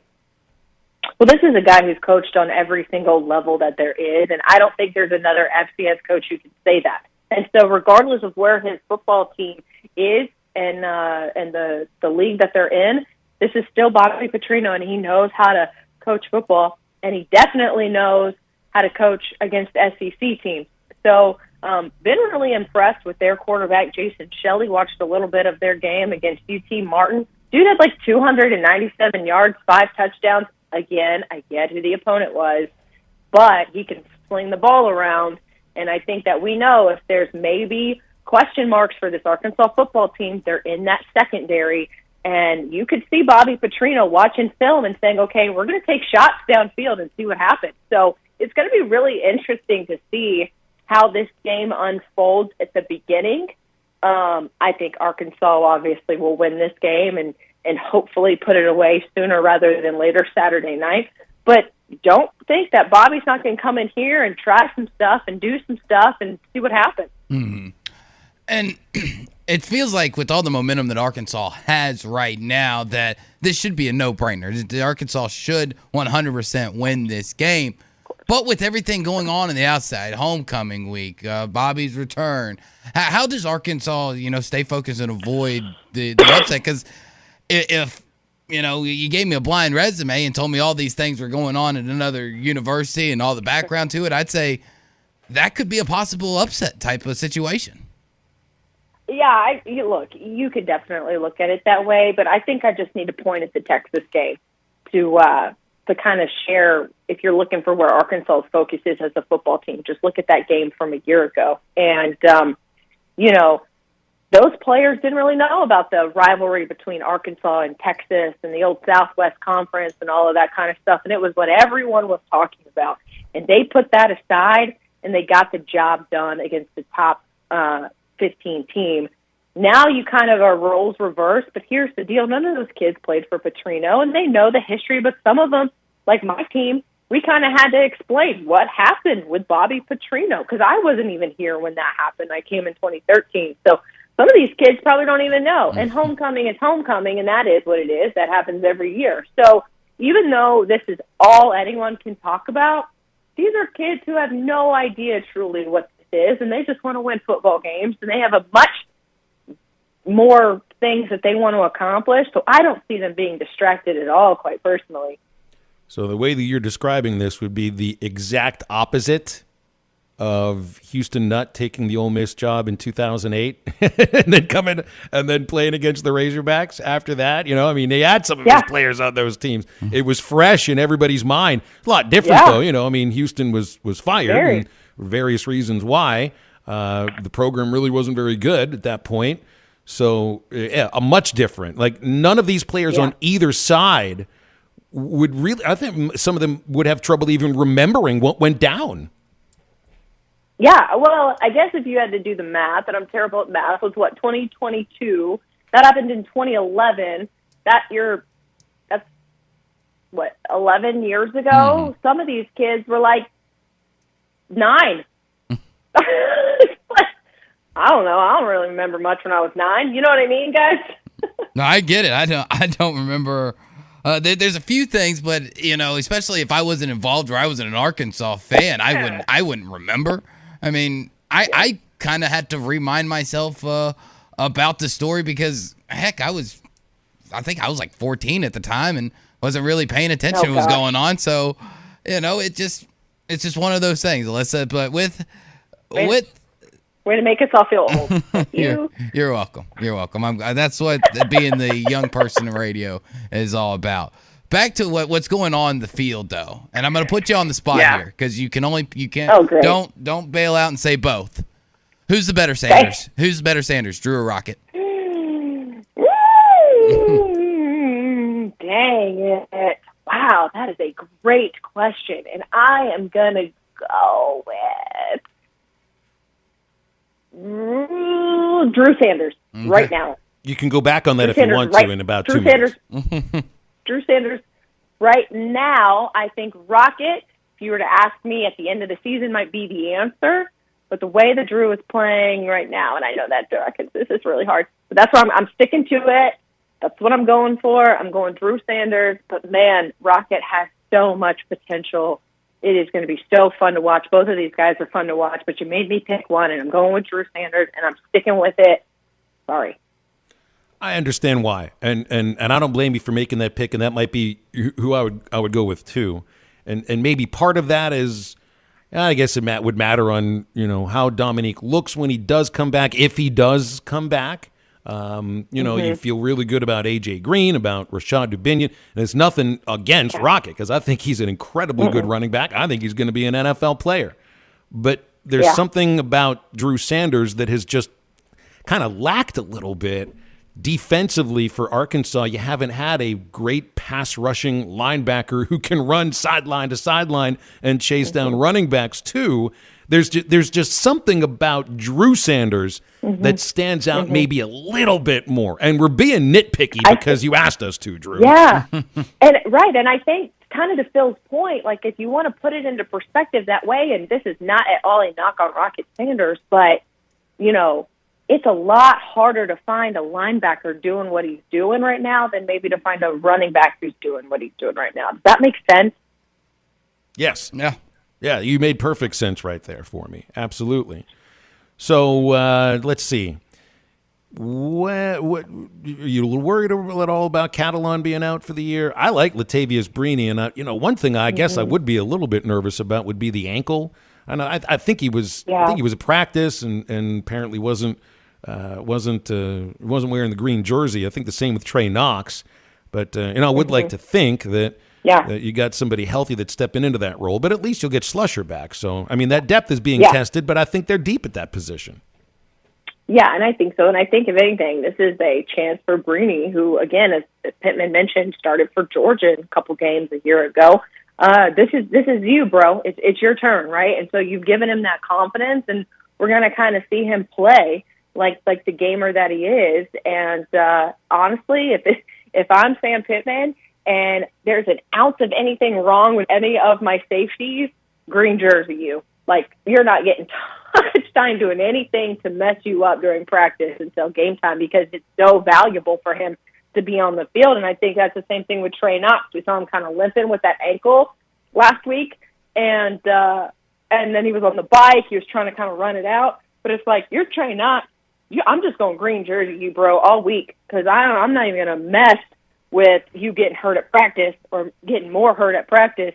You just need to be ready for Saturday. So that's kind of my thought on it. As for Catalan being out, man, it just breaks my heart. I mean, I have really enjoyed this kid since we got to go to Mansfield when he was still in high school and sit down with him and talk with him. And it's talent wasted right now off the field, and you hate that. But more personally, you hate that you can't be out there. It's not just about not being out there on Saturdays, but you don't get to travel with your teammates. Like, you're not really around right now, and Sam says he's giving him some time because he's down. I just personally could not imagine what he's going through mentally, and so I just hope that, he knows that people are thinking about him, and Arkansas football is going to be fine. I'm from a more personal note, obviously just heartbreaking for the kid. Yeah. We'll leave it there, Alyssa. Appreciate you as always. See you at the stadium on Saturday. Yeah, guys, thank you. Appreciate it, Alyssa.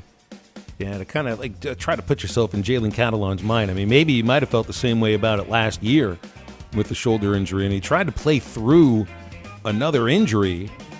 Comes back, you can see he's not quite the same, and so, he undergoes surgery. You're going to sit out half the season. You'll come back as good as ever and be ready to go and showcase yourself for your teammates, for your family, for NFL scouts, and then move on to the next level. Now it's happened again earlier in the season than before.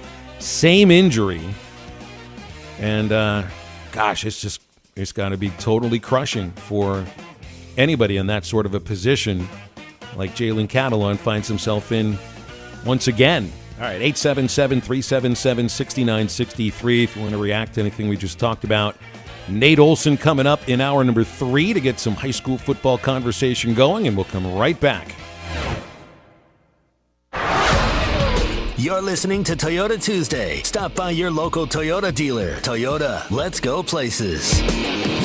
Hey, this is Mitch at Red River Ram, Dodge, Chrysler, and Jeep. And folks, this is my favorite time of year. It's Jeep Freedom Days. And at Red River, one thing we believe in, that's freedom. Like right now, you've got the freedom to order your car online at redriverjeep.com. You can custom build it and get it however you want. And you have the freedom to take the in-person experience and come in and order your vehicle right here from a salesperson, or buy one right off our lot. So make that beautiful drive to Heber Springs or check us out online at redriverdodge.com. Friends, we all reach tipping points in life. The weight of a low-paying job, unpaid bills, a new family. You can't keep going. That's where My Computer Career can help. In just months, not years, they can help you start a new life as an IT pro, even without prior experience. Impossible? You learn online from home. And My Computer Career offers lifetime career services to help you find jobs with companies begging for IT pros. Go to mycomputercareer.edu and take the free career evaluation. It's not rocket science. It's mycomputercareer.edu. This is Northside head football coach, Coach Felix Curry. I call 782-8940. That's 782-8940. This is Northside head basketball coach, Eric Burnett. I call 782-8940. That's 782-8940. Football in fall, what a great time of the year. It's also a great time to take advantage of York Factory rebates on high-efficiency HVAC products. Give us a call at 782-8940. That's 782-8940. If you're particular about your lawn, when nothing else matters except those perfectly cut stripes, that is your defining moment when you know you want a Skag zero-turn mower. Simply the best, hands down. When no other mower will cut it, stop by Alma Tractor and Equipment in Alma and pick out your new Skag zero-turn mower and be the envy of your neighborhood. Come by today to see the full lineup of Skag zero-turn mowers at Alma Tractor and Equipment in Alma.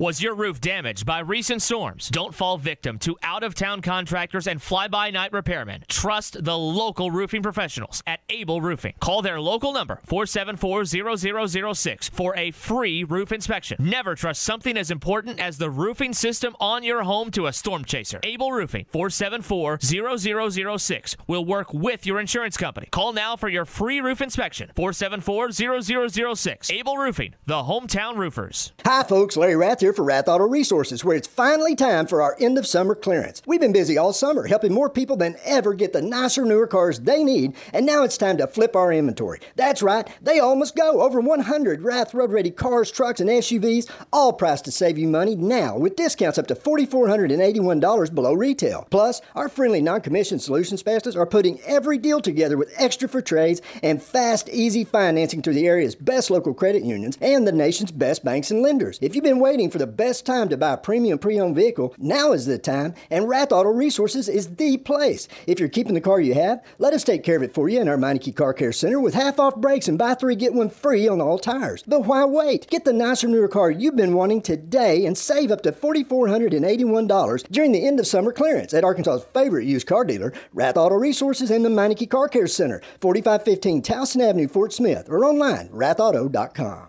Calling all fans of flavor, there's something new at your locally owned TGI Fridays in Fort Smith. Fridays Fajitas. Fajitas you love in bold new flavors like dynamite shrimp, tandoori chicken, and the spicier whiskey glazed blaze Tex-Mex. Right now, get free chips and queso with any Fajitas order. Dine in or order online for curbside pickup at Fridays.com. New Fridays Fajitas at your locally owned TGI Fridays at I-540 and Rogers in Fort Smith. Your home for every Razorback football, basketball, and baseball game. ESPN 95.3. Hey, Surrey!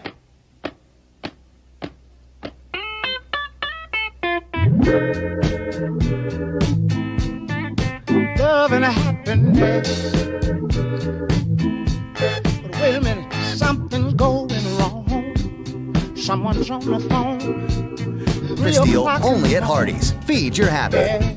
Tax not included. Available for limited time. Participating Hardee's. How she can make it right, yeah. Now, back to the guys. Here's Phil Olson, Matty T, and Drew Barrett.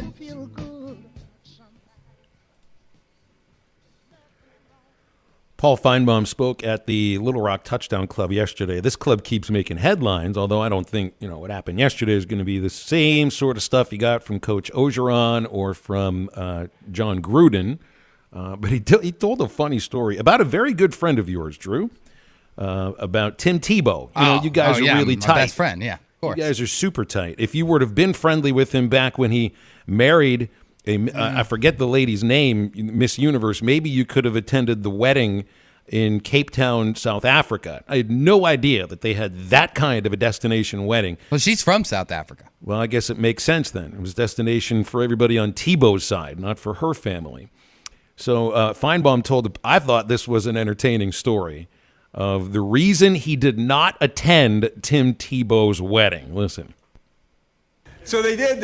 So they got married in January of 2020, and they invited my wife and I. Somehow we got invited. So it was not like your typical destination wedding, maybe Hot Springs, Arkansas. Cape Town, South Africa. I mean, I'm just a humble guy from the poor side of Memphis, so I started checking the airlines, and it was like $10,000 a ticket. But that wasn't the real reason I didn't go.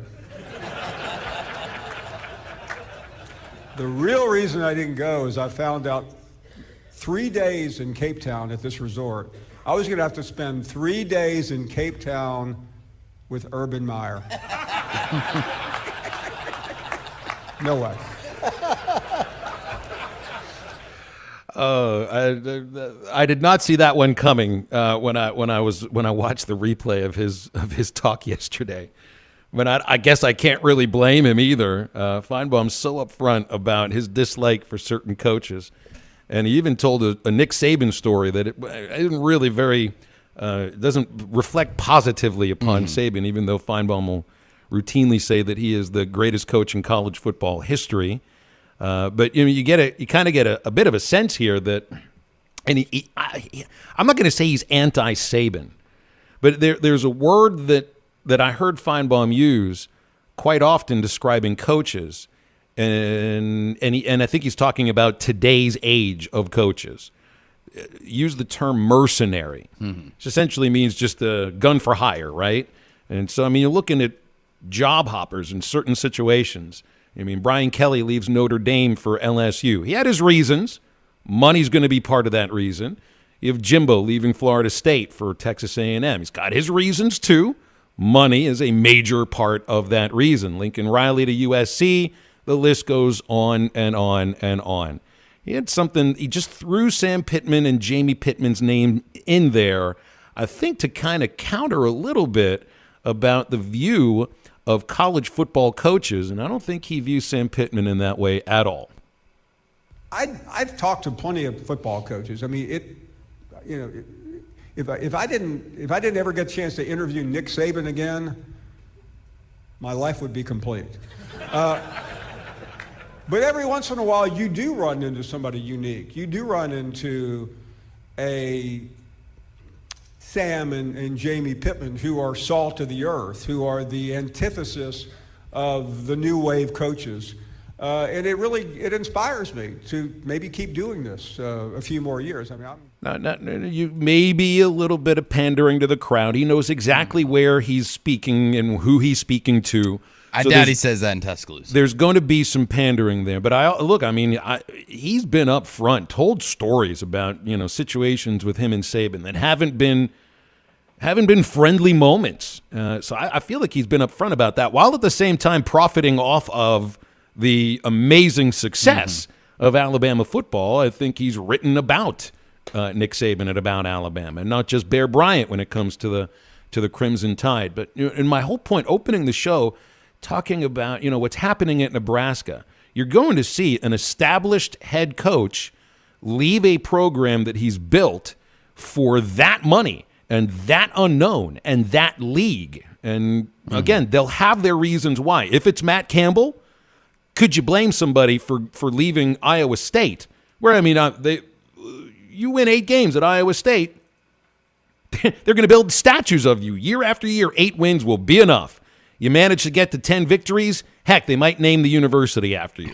So, but at the same time, you can understand why a guy like that would look. He's younger. He's got a lot of his career right in front of him.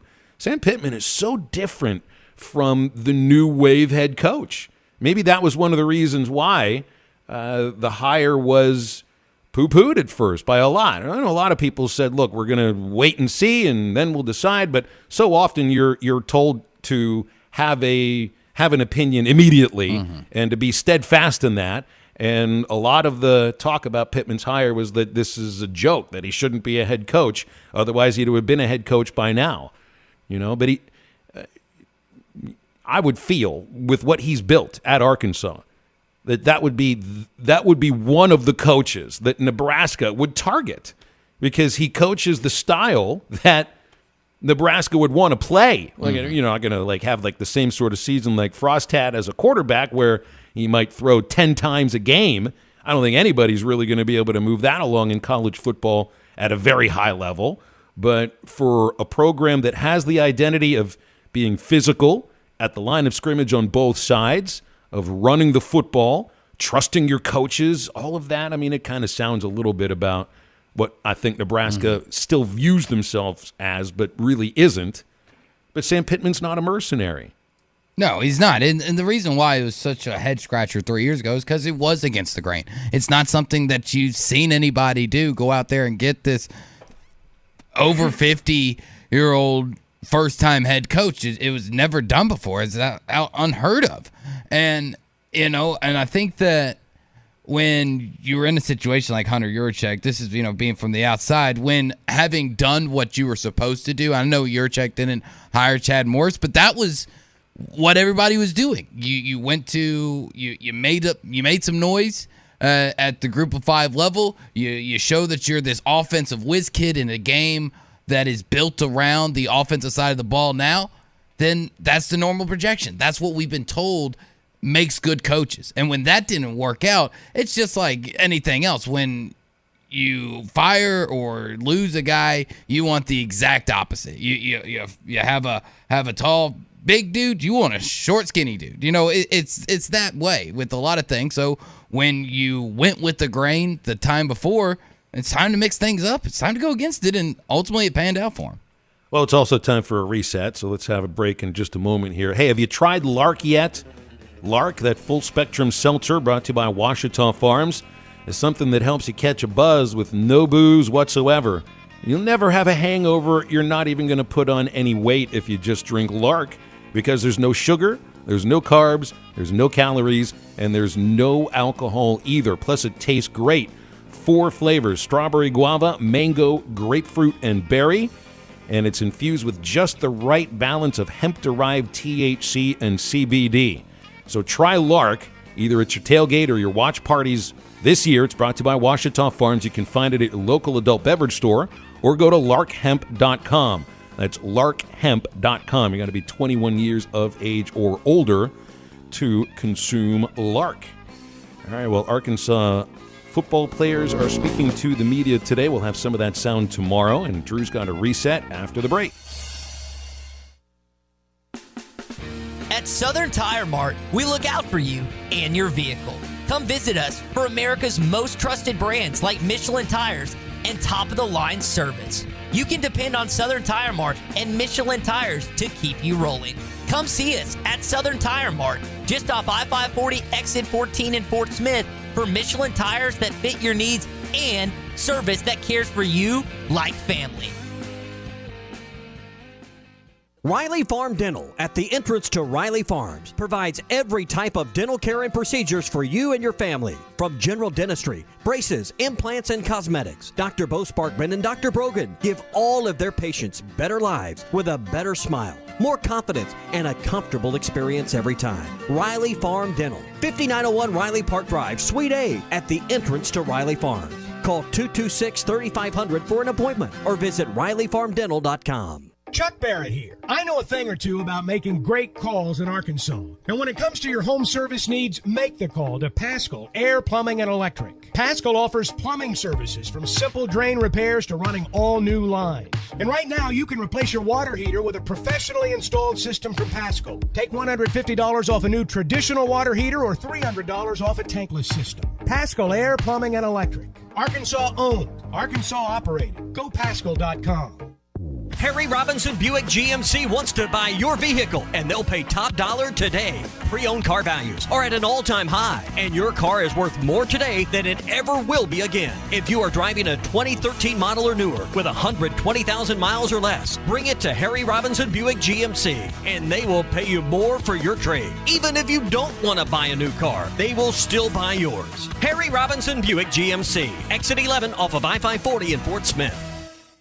It's time to call the Hogs with head coach Sam Pittman and Razorback football. Single game tickets are on sale now for one of the best home schedules in history. That includes marquee matchups with Alabama, LSU, Ole Miss, and more. Witness the next great Razorback moment by securing your seat for the biggest games before they're gone at ArkansasRazorbacks.com or by calling 1-800-982-HOGS. Watch every Hog game this season at Joe's Grill and Cantina, your home for half-price apps and taps during every Hog game. With TVs all around the restaurant, you'll have a front row seat for all the action. Half-price appetizers like Joe's Sampler Platter, Ballpark Nachos, 10-layer dip, brisket nachos, and Mexican pizza. And ask about Joe's tailgate packages to make your football experience even better in the comfort of your home. Half-price apps and taps for every Hog game at Joe's Grill and Cantina, 3400 South 74th Street, across from Harps.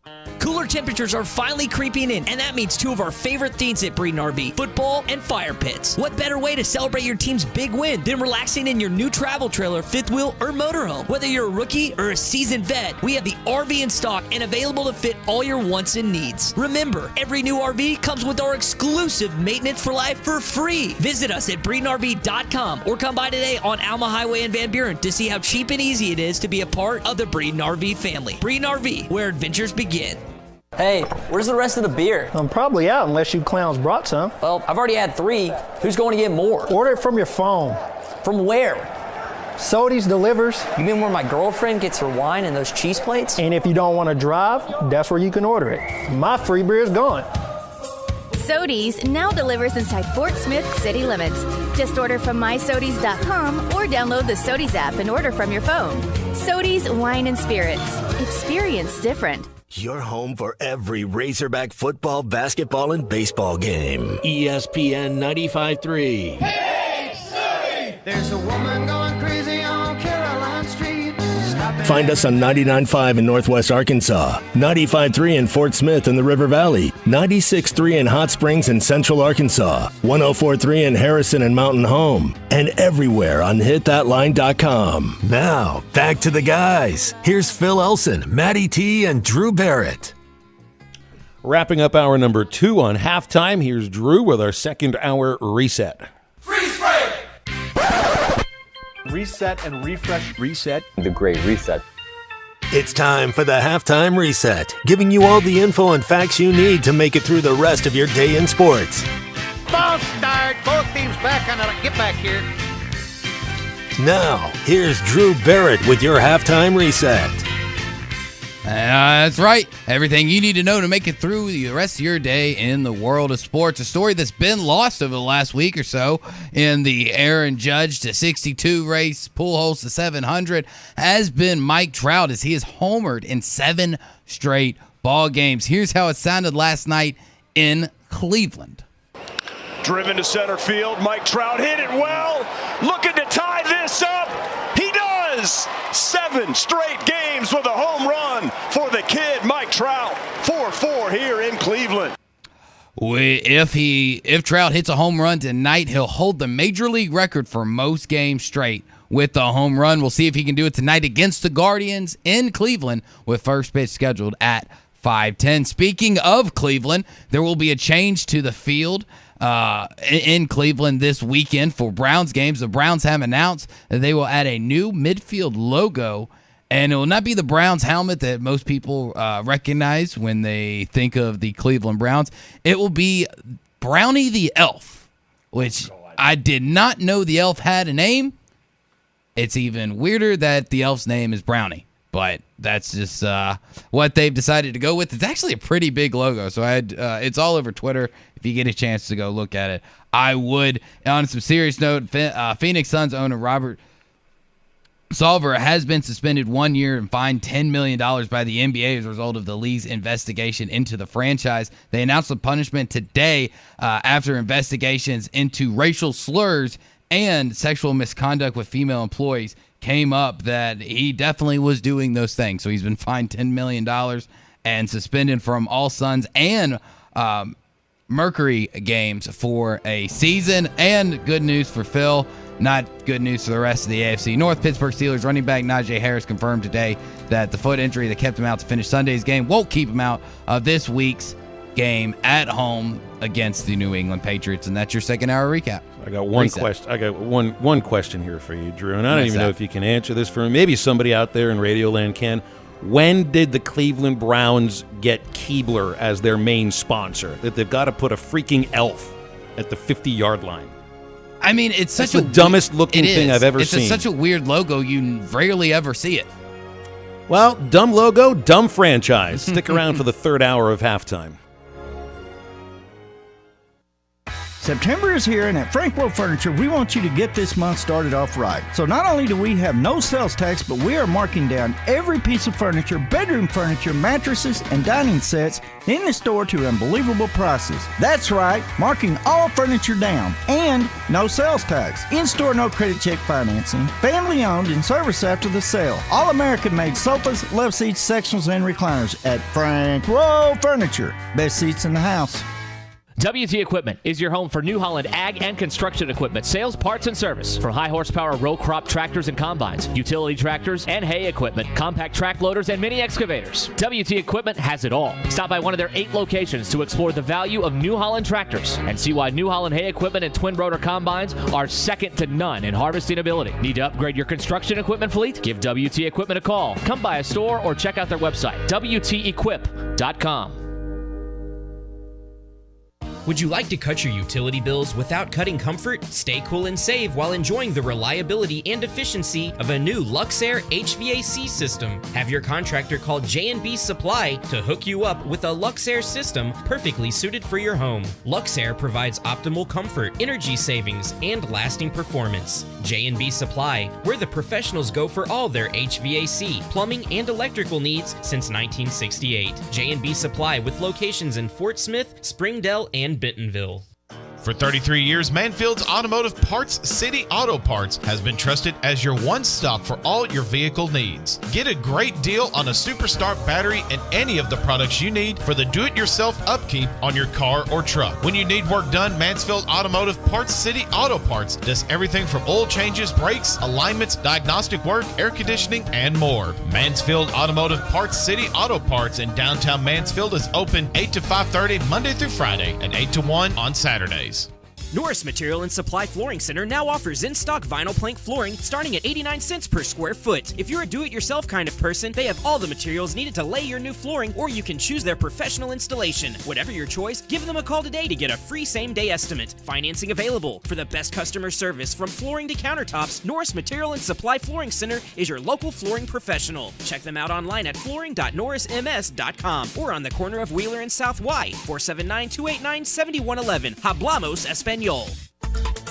ESPN Arkansas weather. For today, plenty of sunshine. Our high this afternoon will hang out right around 85 degrees. We will remain clear tonight and overnight, low upper 50s to near 60. Wednesday, back to sunny skies, our high upper 80s. And Thursday, blue sky, sunshine, our high in the middle to upper 80s. I'm Sally Russell with your forecast on ESPN Arkansas. Listen to every Razorback football game this season right here on ESPN 95.3 and hitthatline.com. Radio station. KERX, Paris, Fort Smith, from the Busch Light Studios. This is ESPN 95.3.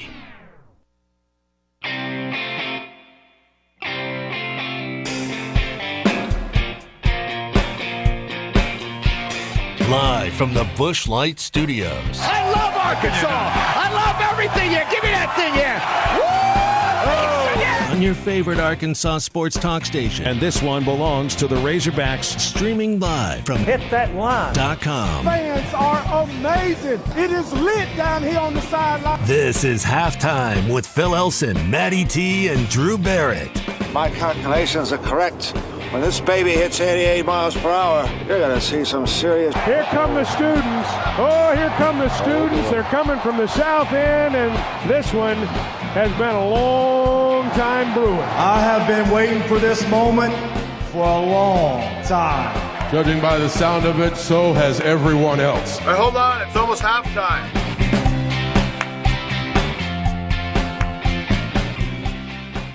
Third hour of halftime on this glorious Tuesday across the Natural State. Phil Elson, Matty T, Drew Barrett with you for the next 60 minutes. 877-377-6963 is the phone number to get with us.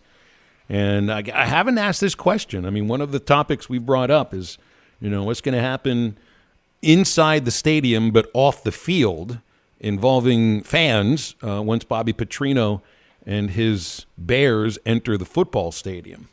And watch the Monday Night Football game last night, and whatever you might feel about the departure of Russell Wilson and a demand of a trade from Seattle, that was a little bit shocking to hear that many boos coming down upon a quarterback that, took him to a Super Bowl championship, and they probably should have had a second one if they would have handed the ball off. And I mean, he was idolized in Seattle for years for very good reasons. Someone who I think presents himself in an incredibly respectful way. He was the face of that franchise for a very long time, performed at an incredibly high level. He's the best quarterback that the Seattle Seahawks have ever put on the football field. But yet the boos that came down last night, I guess you expect some, just because of, fans feel, well, you're going to demand a trade from us. Well, we're going to let you know what we feel about the demand of that trade. But then sooner or later, this guy won us a Super Bowl. He's got all of our franchise records and that kind of thing. It really hit me a little bit. I did not expect to hear that much it's not hatred. It's more, I guess, of a disappointment that fans felt with Wilson leaving, and they would have hoped that he would have stuck around and finished his entire career there. And maybe it was just because he was the opposing quarterback. I don't know. That could be part of it. But every time that the opponents come out of the opponent's tunnel at Razorback Stadium, they boo. Fans boo because it's the opposing team.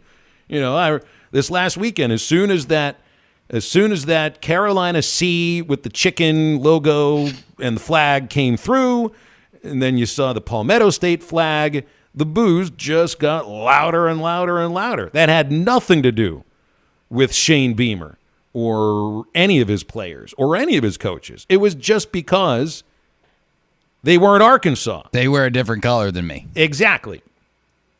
So what's going to happen when Bobby Petrino comes out of that tunnel? Nobody feels negatively about those players, right? Do you feel negatively about the Missouri State football program? I don't think anybody in Arkansas that's an SEC fan that pays attention to big-time college football has given Missouri State even an ounce of attention when it comes to football. So, look, you're a baseball fan for Arkansas? Yeah, you got something for Missouri State. There's no doubt. They're rivals. They play each other so often, and they've played in the postseason at incredibly high levels twice. So there's something there. College baseball is not college football. There's no FCS. Nobody cares about Missouri State football to the point where you would scream, hateful things down or, boo towards them because of who they are. But they're coached by Bobby Petrino. So, just like Chuck had mentioned earlier, there are still maybe, it's been 11 years, are there really still raw feelings left over from this? Maybe if this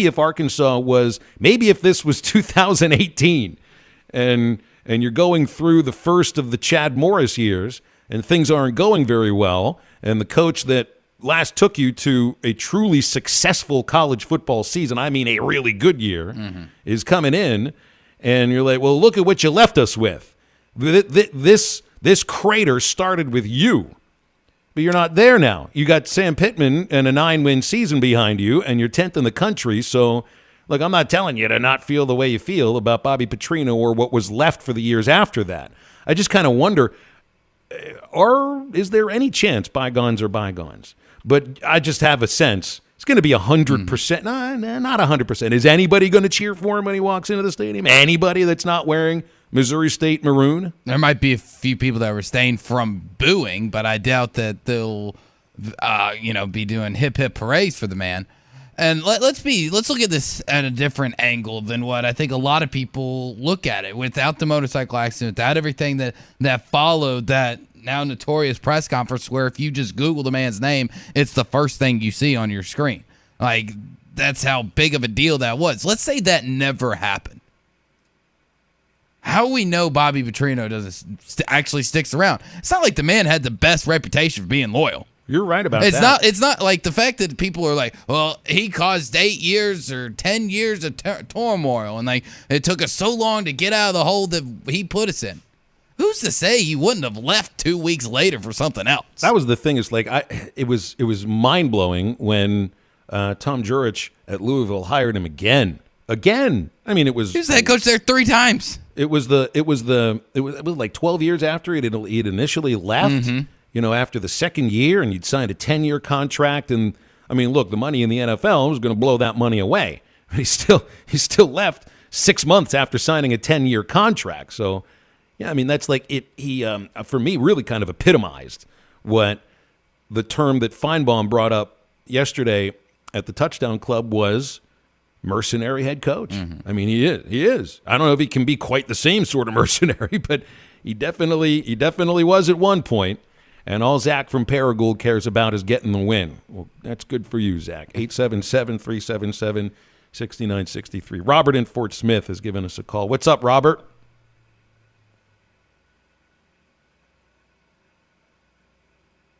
I don't think I hear Robert, so he might not be there any longer. Hello? We got you now, Robert. You're here. I hear you. What's up? Yeah, you saw my Dodgers have clinched, so that was a good thing for Dodger fans. But Yeah, a day after they thought they had clinched. That was so bizarre. Yeah. So, Bobby, though, he got us to a New Year's Six. Nobody else has done it. Like him, dislike him, say he was bad. But, and it's not just winning, but he got you to a New Year's Six. Nobody else has done it. So, I'll give you that. Well, I mean, you can't take that away from the man. I mean, his record is his record. There's no doubt about that. But the fans, I don't know how much fans care about how the coach treats the support staff, or whether or not he's a micromanager and gets in on every single thing going on at every single position. It's like, what was the term Chuck used? Socks to jocks coach. That's not Sam Pittman. He lets his coaches do their thing. From all accounts, he treats the administrators and the support staff with the utmost respect. And heck, he's a fan of all the teams on campus. I don't even know Bobby Petrino knew there were other sports on campus outside of football. He didn't even know who the coaches were in a lot of cases. So, I don't think fans care about that. It's like Zach texts in. All he cares about is getting the win. Is that kind of felt like that's what a lot of fans only cared about, once the whole thing blew up and the question became, are you going to keep him or are you going to get rid of him? I mean, you kind of had to after hiring the mistress, and she was unqualified for the position and everything that went into that. But I mean, a lot of people are like, I just want to win, and this guy's getting us wins. I don't know if it would have stuck around if if the success would have continued. You could put some of that 2012 season falling apart on, what was happening. Everything around the program is unstable. You had an interim head coach. He wasn't ready to be an interim head coach at that moment. And, maybe the program wasn't built to last. And that's been the case of Petrino everywhere he's gone. He's either left for somewhere else, and the program cratered right after he left with some of his old players, or what happened in Louisville the second time around. Louisville the second time around, they were good for a couple of years, really good for 1 year because of Lamar Jackson, and then once Jackson's gone, you can see what was left behind, warts and all. So I don't know if he ever really built something to to last. TC's right. TC's right about it. That's a good text, TC. Petrino knew about the volleyball team. Boy, did he ever. So, are you going to boo, or are you going to look? I just have a sense it's going to be a lot of booing, and that's perfectly okay. It's perfectly okay. Are you bringing a prop with you inside the stadium?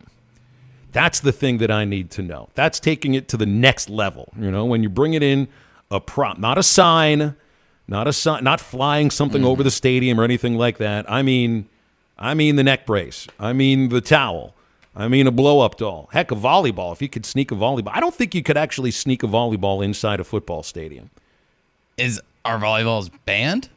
Well, that's a good question. I mean, that's the thing. With a lot of these things, unless the university already has it on a list of banned items, they either have to announce it pretty soon, or these things will be allowed in, because basically the same reason why we have a lot of dumb signs in the world is because somebody did something dumb, and now you got to tell people not to do that. It's basically the same thing. Unless you tell people they can't bring it in, they're going to bring it in. I mean, it's just the way of the world. You could sneak a volleyball in. You just have to, you got to wear a shirt that's large enough, or just find a place to slide a deflated volleyball in your pant leg or something. How are you going to pump it up? But then you've got to bring in an air pump with you, and that's going to be incredibly difficult to hide in anywhere in your pockets. There's one spot maybe you could hide an air pump. Oh, come on. They wouldn't believe it. You could try to convince them. You could try, but then there's people behind you that are like, hey, man, we're trying to get to our seats. Let's get inside. Don't you remember all these things? They said, just walk right through the metal detector and don't take anything out of your pockets, okay?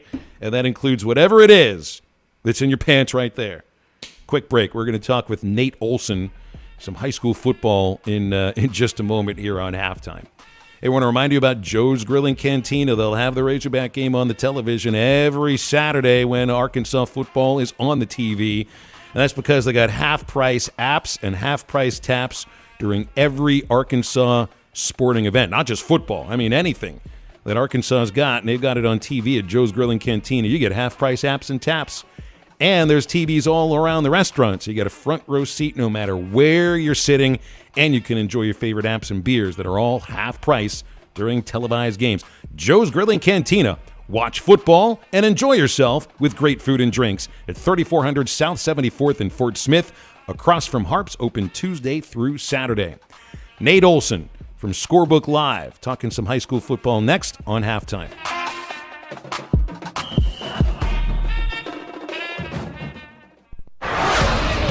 You're listening to Toyota Tuesday. Stop by your local Toyota dealer. Toyota, let's go places. Touchdown, Arkansas! We fought back. We took a punch, and we answered back. He's going to go! Johnson's at midfield, and there he goes! 98 yards. Keith, I saw it, but I'm not sure I believe it. Listen to every Razorback football game this season right here on ESPN 95.3 and hitthatline.com. The 10 is up, and the big fall hunting and fishing 4-day sale starts this Wednesday at Jelco Outdoors in Fort Smith. Check out the savings on fall hunting and fishing gear under the tent and throughout the store. Everything you need to make this fall one to remember. Get ready for fall at Jelco Outdoors in Fort Smith. Don't miss it this Wednesday through Saturday. Jelco Outdoors, 4600 South Zero in Fort Smith. This time of year is hectic, and we know you have things to do and places to be. Southern Tire Mart can help you get there and save you money on America's most trusted brands like Michelin and BF Goodrich. Take advantage of our $49.95 oil change, which includes 27-point vehicle inspection. Come see us at Southern Tire Mart, just off I-540 at exit 14 in Fort Smith today. For quality Michelin and BF Goodrich tires and the best in first-class service. Get where you need to be with Michelin, BF Goodrich, and Southern Tire Mart. Sarah Huckabee Sanders. When I'm governor, we will educate kids, not indoctrinate them with the left's agenda. We will empower parents, not bureaucrats. And we will prepare students for the workforce, not government dependency. I believe every kid growing up in this state should have access to a quality education, a good job, and a better life right here in Arkansas. Sarah Huckabee Sanders will fight back against Biden and the radical left's agenda. Inflation is a pay cut for every Arkansan, and Biden's policies are only making it worse. As governor, I'll begin phasing out the state income tax to give you a pay raise and unleash bold reforms to make Arkansas one of the best places to start and grow a business, creating thousands of new, high-paying jobs. Fighting back against the radical left, empowering Arkansans. Sarah Huckabee Sanders for governor. Paid for by Sarah for governor.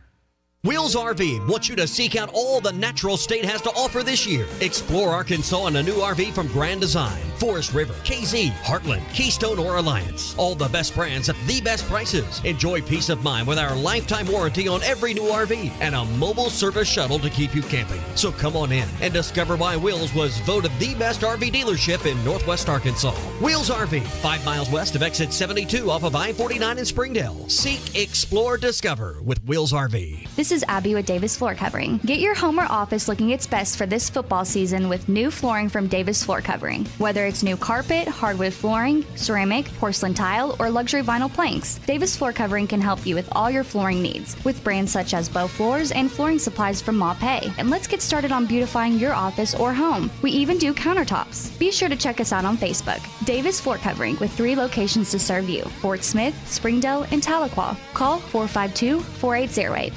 When I need a place to stay in Northwest Arkansas, I always choose the Inn at the Mill. It's centrally located in the heart of NWA at the Johnson exit off I-49 and is the most unique choice of hotels in the region. Whether you're in town for the game, a concert at the Amp, business travel, or just a weekend away, the Inn at the Mill has a spacious, clean room ready for you. Reserve your stay at the Inn at the Mill, 479-443-1800, or visit innatthemill.com. The Inn at the Mill, where the past meets the present. Your home for every Razorback football, basketball, and baseball game. ESPN 95.3. Hey, Surrey! Now, back to the guys. Here's Phil Olson, Matty T, and Drew Barrett.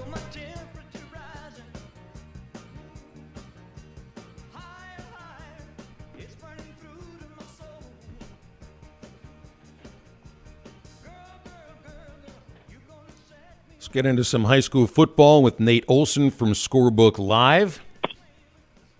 Hi, Nate. What's going on today, man? How are you?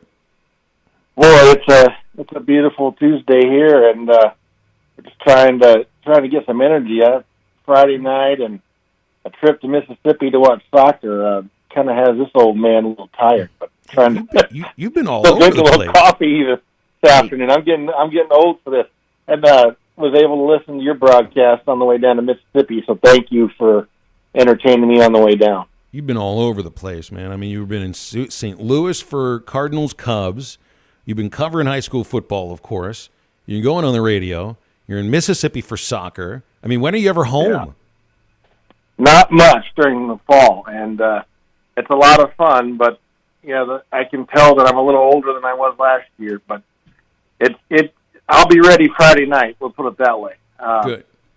but yeah, I'm trying to just kind of lounge around a little bit today and study up on some of these matchups. But it was a good week last week, and this week's going to be a little lighter because it's actually the fourth week when you go with 0, so a lot of teams are on byes. But we'll talk about a few of them here in a minute.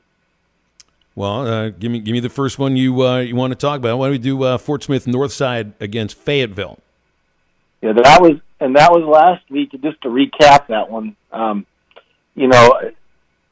wanted to recap a couple, but Fayetteville, they're off this week. They'll play the conference opener against Bentonville West next week. That'll be a home game. That'll be the SB Live Northwest Arkansas game of the week next week.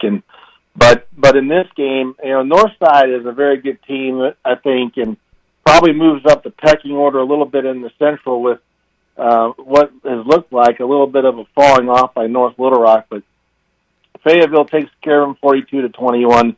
Christian Setzer runs for 124 yards, 2 touchdowns. Drake Lindsay has really looked good so far, taking over for Bladen Fike, and that was one of the question marks. But Lindsay comes from that great stock. He's had a couple, I think one brother at least that's played at Fayetteville, and then of course we know what his grandfather and everything has done. Great player for the Hogs. And he's 21 was in that game 21 of 25 for 256 and 3 touchdowns. So offensively, Fayetteville really looking good. And probably right now, if you do a power ranking, we talked about it on our podcast that they're probably number 2 next to Bentonville, but Bentonville's given up a lot of points. So the gap there probably is narrowed, and then behind them is Bentonville West. So that game next week will really loom large as a conference opener. But Fayetteville doing the right thing so far. Lost to Cabot, then after that, but played well. And then after that, two wins. So they're looking good early on. What do you make of Lake Hamilton, man? I mean, they came up with a huge victory against Little Rock Christian. Get Mountain home this week, and things are looking really good. I like Lake Hamilton a lot. Tommy Gillerin, I've said this on the podcast too, that he's not only a great coach, but he's the kind of guy that you want your kids to play for. He's an FCA guy. Is a very good person, and his program is a class act, and they do a run oriented wing T type offense, and it's effective. But also last year at the end of the year they kind of went through a funk, and so Easton Hurley is a quarterback that can pass the ball, and so they've incorporated that into the offense, and that has helped them a lot. And Little Rock Christian, I definitely, I like Lake Hamilton, but I would have picked Christian in that game just because Walker White, the 4-star quarterback who recently visited Arkansas, is on fire. He was really on fire.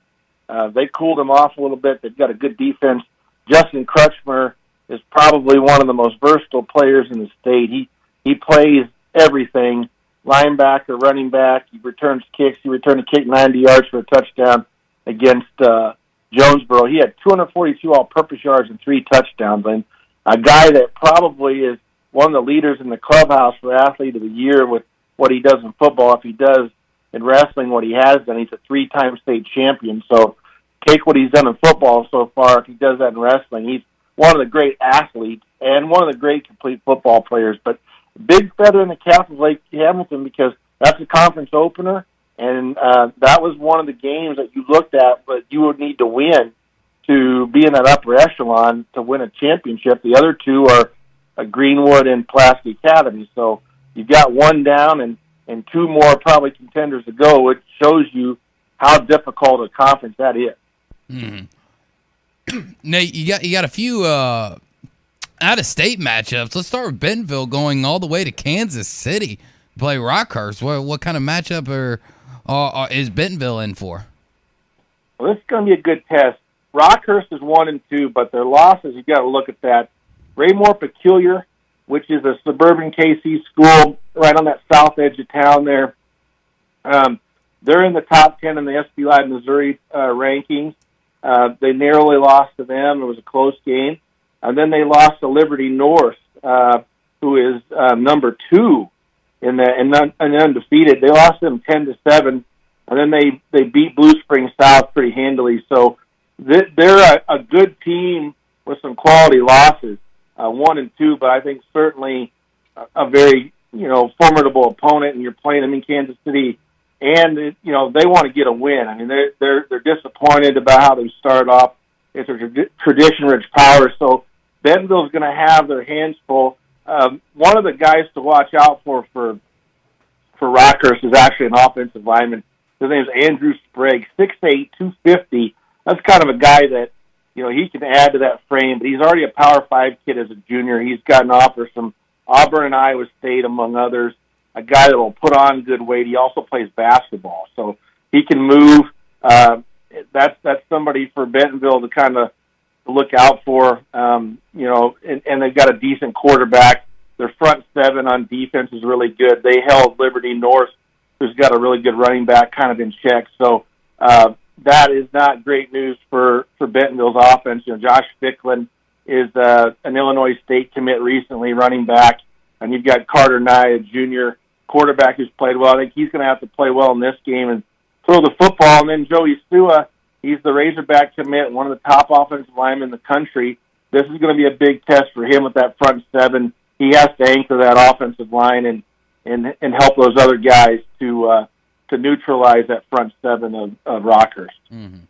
Also got another Arkansas-Oklahoma high school matchup with Harbor Wildcats going over to Mustang, Oklahoma. How do you see the Wildcats faring in that?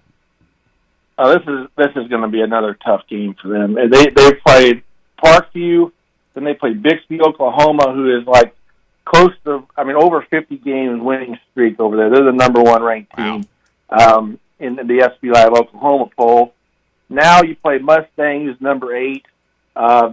They've got a wide receiver named Jacoby Johnson, who's a wide receiver DB, really big-time player. But this is another good program.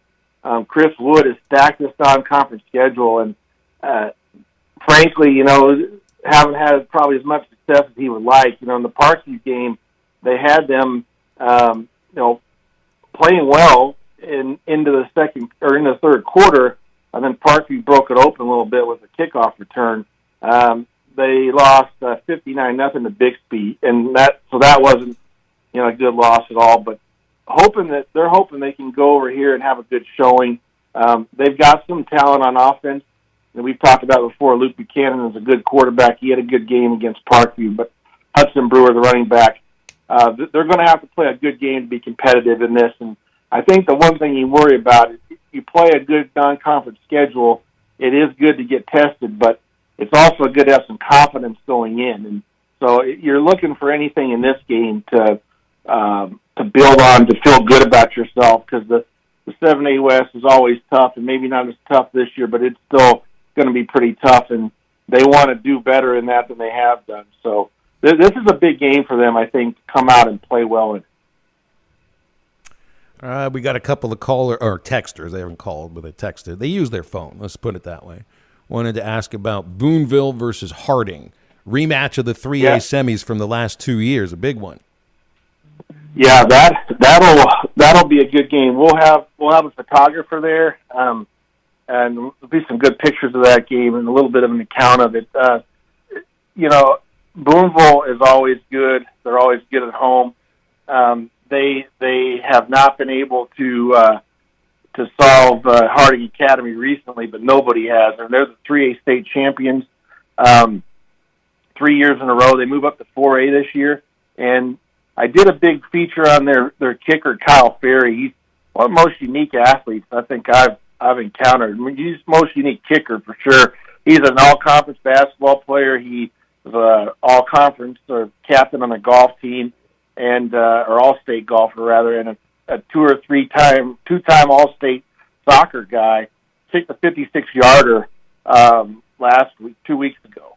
So he's good, and they lost Cade Smith, the Arkansas baseball commit at quarterback. He decided not to play, but Owen Miller, a sophomore, has come in, and he's been dynamite. So they're now a contender in 4A. I mean, a lot of people are picking them to go far. They're 23rd in our SB Live poll right now. So they have not had a problem so far replacing some of the holes that they've filling some of the holes.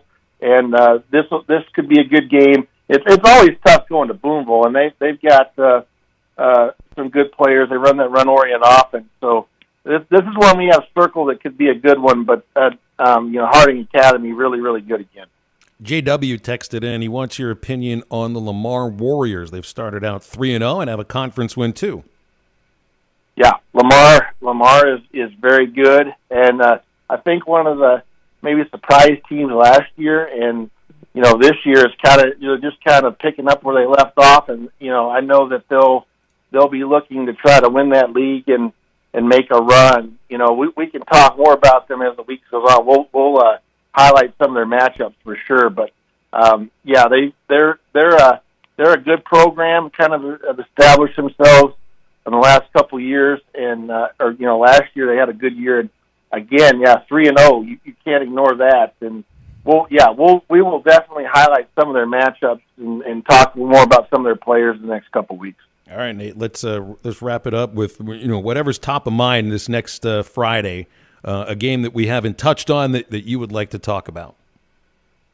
Oh yeah, we're talking about Lincoln Christian at Shiloh Christian. I mean, this is a matchup of two really good private school programs that have in their respective states stand out. Lincoln Christian's number 10 in the SB Live Oklahoma poll ranking, and they've got a guy named Luke Milligan. He's a first-year quarterback, but he's really good. He fills in for one of the departing player that moved on to Florida. So he's filling some big shoes, but he's good. They pass the ball a lot like Shiloh. You've got this up-tempo kind of offense, and Shiloh's coming off a game where against Victory Christian, they scored more than 70 points. I think this could be kind of a shootout, but Lincoln Christian they didn't give up any points to Vian last week, and that's a good offensive team in Oklahoma. So this game's going to push Shiloh, but I think that after getting a bad taste out of their mouth with the Little Rock Christian loss, and Little Rock Christian, a really good team, 6A team, that they've kind of got the ship righted, and I think this will be a really good game, and it would be a really nice win for them if they can get it going into the conference season. But I think it'll be kind of a nip-and-tuck game and probably be a little higher scoring game than what Lincoln has seen the last couple of weeks. All right, we'll leave it there, Nate. Appreciate you, man. Thanks for all you do covering high school football. The website, Scorebook Live, looks great, and we appreciate you coming on Tuesdays. Yeah, thank you guys, and appreciate all the coverage, and appreciate all the listeners that go to our stories and like and share those. Appreciate you guys very much. You got it. Hey, Nate Olson, scorebooklive.com, and they do their own top 25. They cover state by state, but I think you'd look at the Arkansas page as one of the, it's not just a page, it's practically an encyclopedia of, let's just call it high school football Wikipedia at Scorebook Live. So it's worth your time for those who are high school football fans, and I have a sense most of you are. 877-377-6963 for for a call or a text on halftime. We are heading into the home stretch, and we'll be right back.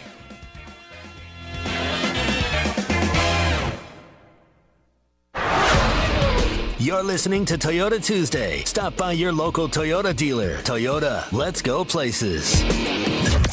The world is always changing, and our lives change right along with it. So when you need a bigger space for that gym or remote office, a larger kitchen, or a yard to run around in, your local Weichert agent can help. And when your life changes again, and you're looking for that cozy place for just the two of you, your Weichert agent can help then too. Because at Weichert Realtors, we know that no matter how the world changes around you, we'll take you home. Call your local Weichert Realtors office today. At Weichert Realtors, we sell more because we do more. Each Weichert franchised office is independently owned and operated. Stop buying tickets without rewards and start getting more from the only ticketing company that rewards you for buying, Vivid Seats. Buy 10 tickets, the 11th is on us. That's like 10% back every time you buy. And with 100% buyer guarantee and over 100 million tickets sold, that's something to sing, laugh, cheer, scream, buy about. Head to vividseats.com for terms and conditions. Vivid Seats. Life happens live. Riley Farm Dental, at the entrance to Riley Farms, provides every type of dental care and procedures for you and your family. From general dentistry, braces, implants, and cosmetics, Dr. Bo Sparkman and Dr. Brogan give all of their patients better lives with a better smile, more confidence, and a comfortable experience every time. Riley Farm Dental, 5901 Riley Park Drive, Suite A, at the entrance to Riley Farms. Call 226-3500 for an appointment or visit RileyFarmDental.com. If you are looking for a tractor to fit your farm or property, from landscapers to ranchers, take a look at the all-new Bad Boy tractors, built tough to be a workhorse in the field. Bad Boy has a history of combining power, performance, and quality, and you will find that in every tractor they sell. See your local Bad Boy tractor dealer in Western Arkansas, Alma Tractor and Equipment in Alma, or visit almatractor.com. Watch every Hog game this season at Joe's Grill and Cantina, your home for half-price apps and taps during every Hog game. With TVs all around the restaurant, you'll have a front row seat for all the action. Half-price appetizers like Joe's Sampler Platter, Ballpark Nachos, 10-layer dip, brisket nachos, and Mexican pizza. And ask about Joe's tailgate packages to make your football experience even better in the comfort of your home. Half-price apps and taps for every Hog game at Joe's Grill and Cantina, 3400 South 74th Street, across from Harps. Ride without compromise. CF Moto's brand new U-Force 1000 XL with 2 3-person bench seats to haul more rear ends as you haul butt. Auto Finders in Adventure, Oklahoma has the perfect CF Moto for any road you choose. Get some serious mud on the tires with aluminum rims, custom paint, power steering, and a 3,000-pound winch. No wonder the CF Moto is Auto Finders' best-kept dirty little secret. Ride without compromise at Auto Finders in Adventure, Oklahoma in Roland. Visit a complete list of inventories online at autofindersok.com. Your search ends here. Show your hometown pride with a School Spirit debit card from First Star Bank. Each time you make a purchase with your School Spirit debit card, First Star will make a donation to your school district. You make a purchase, they make a donation. Everyone wins. Support your school with First Star Bank's School Spirit debit card. First Star Bank has donated over $100,000 to local schools through the School Spirit program. Debit cards may be ordered online at firststar.bank. The 10 is up, and the Big Fall Hunting and Fishing 4-day sale starts this Wednesday at Jelco Outdoors in Fort Smith. Check out the savings on fall hunting and fishing gear under the tent and throughout the store. Everything you need to make this fall one to remember. Get ready for fall at Jelco Outdoors in Fort Smith. Don't miss it this Wednesday through Saturday.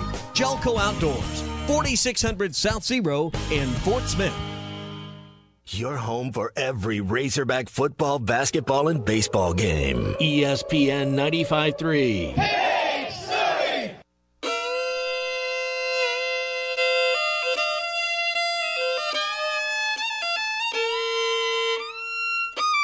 You're listening to Halftime with Phil Olson, Matty T, and Drew Barrett. Want to jump in the conversation with the guys? Call or text into Halftime at 877-377-6963.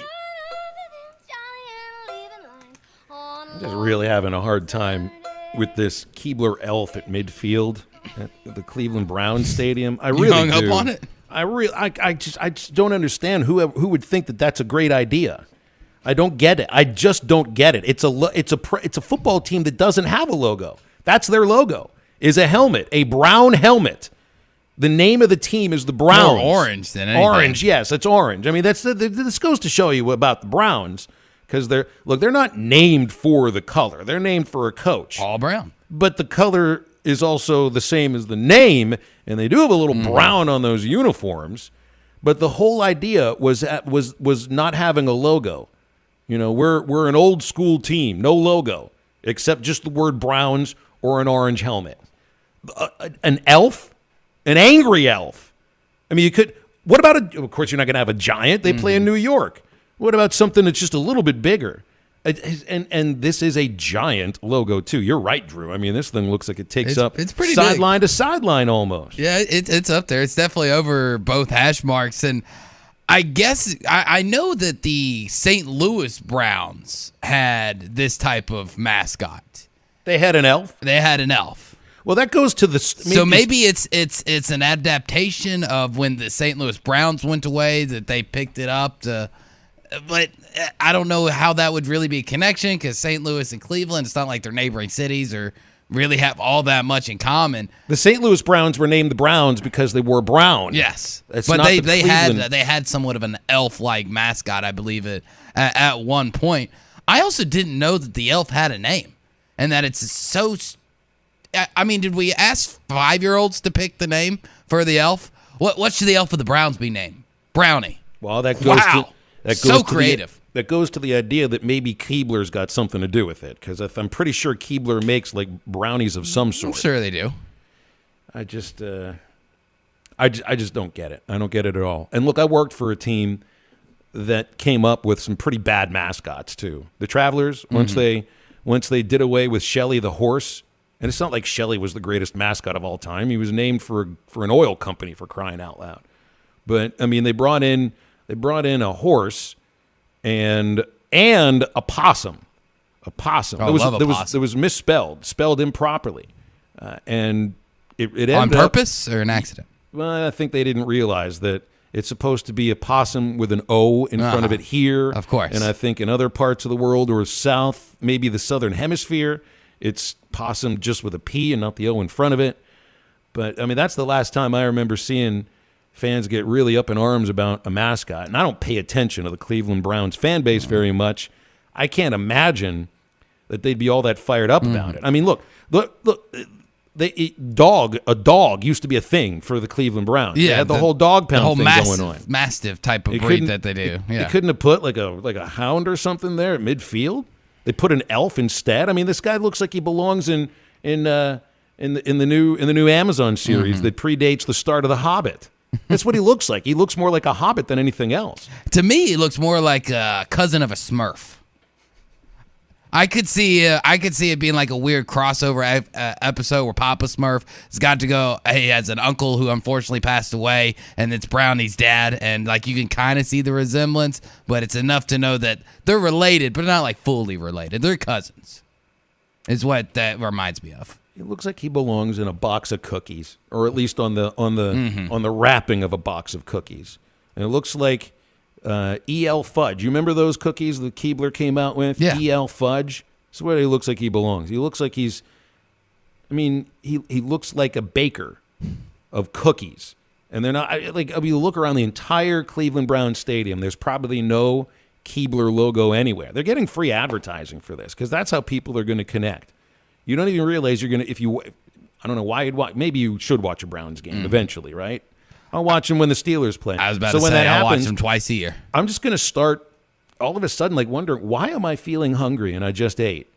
Yeah, I just had a giant cheeseburger and everything, and all of a sudden I got a like a need for a chocolate cookie in the back of my head, and it goes away as soon as I turn the football game off.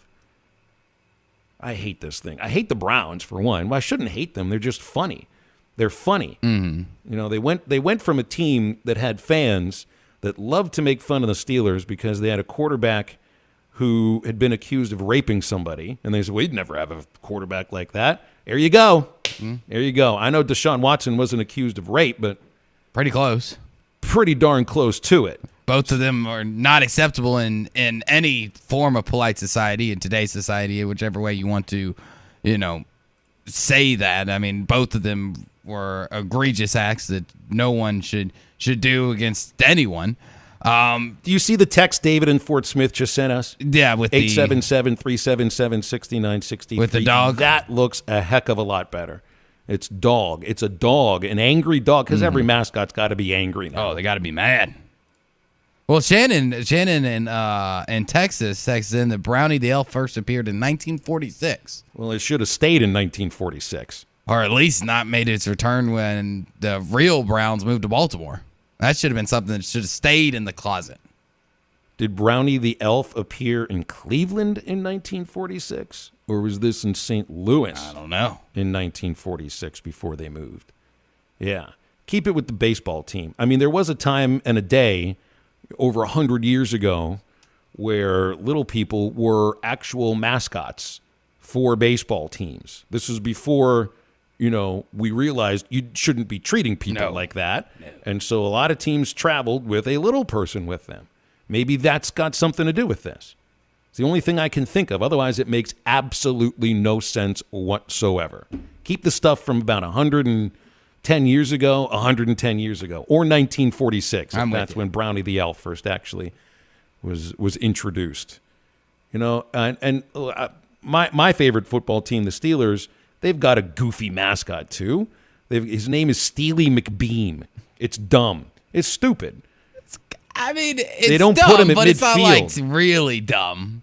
I mean, I kind of like it. Steely McBeam. It's okay. It's okay. But it's like, at least they don't put him at midfield. They've got the real Steeler logo there at midfield. You got a real Razorback logo at midfield. You don't have the front-facing hog at midfield. You'd be upset if the front-facing hog was midfield, wouldn't you? I have a feeling you would. I have a feeling you would. And yet still I see some front-facing hog hats every once in a while in the stadium. The shirts too. I don't have any of those. I'd feel a little bit odd wearing it. Then again, give me the shirt for free. I might put it on my back. That's just how I roll. If it's free, it's for me. And Shannon says in a game against the Miami Seahawks. So there you go. Who? Because it appeared in 1946, it's good to come out in 2022. It's very Cleveland. Who are the Miami Seahawks? They're certainly not the team that moved to Seattle. No. I have no idea. Well, I guess if you're going to be a Seahawk, you got to be near the coast anyway. If you're going to be an elf, then you belong in a book that was, written a long time ago. Probably not right there at midfield at a football game. Unless maybe it's Will Ferrell. If it's Will Ferrell, I think we'd all be fine with it. Oh, 100%. Yeah, Calvert hates the front-facing hog. I don't know many people who like it.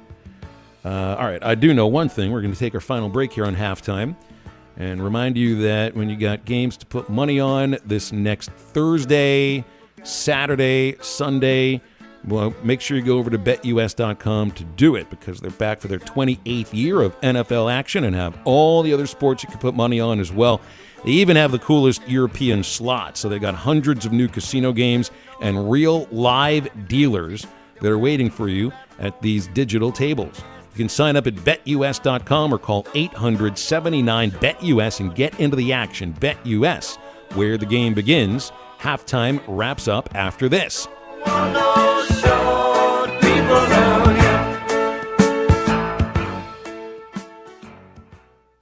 Norris Material and Supply Flooring Center now offers in-stock vinyl plank flooring starting at 89 cents per square foot. If you're a do-it-yourself kind of person, they have all the materials needed to lay your new flooring, or you can choose their professional installation. Whatever your choice, give them a call today to get a free same-day estimate. Financing available. For the best customer service from flooring to countertops, Norris Material and Supply Flooring Center is your local flooring professional. Check them out online at flooring.norrisms.com or on the corner of Wheeler and South Y, 479-289-7111. Hablamos Espanol. Razorback football is back, and you can call the Hogs with Coach Sam Pittman and the Razorbacks at AT&T Stadium in Arlington, Texas for the 2022 Southwest Classic. Make plans now to catch the next installment of this historic rivalry between the Hogs and the Texas A&M Aggies inside the house at former Razorback Jerry Jones built Saturday, September 24th. Tickets to the Southwest Classic are on sale now by calling 1-800-982-HOGS or visiting ArkansasRazorbacks.com. Hey, this is Jason Christie from Park Hill, Oklahoma, the 2022 Bassmaster Classic champion. I'm excited to tell you about the Booyah Poppin' Pad Crasher Jr. It is a smaller version of the Poppin' Pad Crasher, and it's a bait I'm going to use all summer on the Arkansas River. Frog fishing is one of my favorite things to do when summer fishing, and Poppin' Pad Crasher Jr. is the right size and has the right hook set up to catch them. It's available at lurenet.com and tackle stores everywhere. The Booyah Poppin' Pad Crasher Jr. Building a home can be stressful. This is true whether you're the homeowner or the contractor. Many times these issues result in a lawsuit. If you are a homeowner or a contractor and find yourself needing legal help, call the attorneys at Kevin Hickey Law Partner. With experience representing homeowners as well as non-payment or other issues that could arise during construction. Contact Brad Hull or Kevin Hickey at 479-434-2414 in the River Valley or 479-802-6560 in Northwest Arkansas. Or check them out at the web at artriallawyers.com. Summer is here. Art's Barbecue and Burgers has everything you need for your next picnic, trip to the lake, and outdoor fun this summer. Smoked ham and turkey are perfect for sandwiches at your picnic. Take Art's brisket, ribs, and pulled pork to your next lake trip. And every Saturday at Art's, every thick and juicy burger is $1 off. Art's Barbecue and Burgers, the best barbecue and burgers in town. Rogers Avenue next to Buddy's in Fort Smith, or call ahead at 452-2550 at Art's Barbecue and Burgers. Do you have concerns about the integrity of your roof? Liberty Roofing of Fort Smith and the surrounding area is here and ready to serve you. Liberty Roofing is here for all your roofing needs. Quality roofing services, licensed, insured, and certified. Give Liberty Roofing a call at 650-6231 to get started for a free roof inspection and estimate. Call 650-6231. Liberty Roofing is here to tend to all your roofing needs. Let Liberty Roofing cover you. Check us out on Facebook.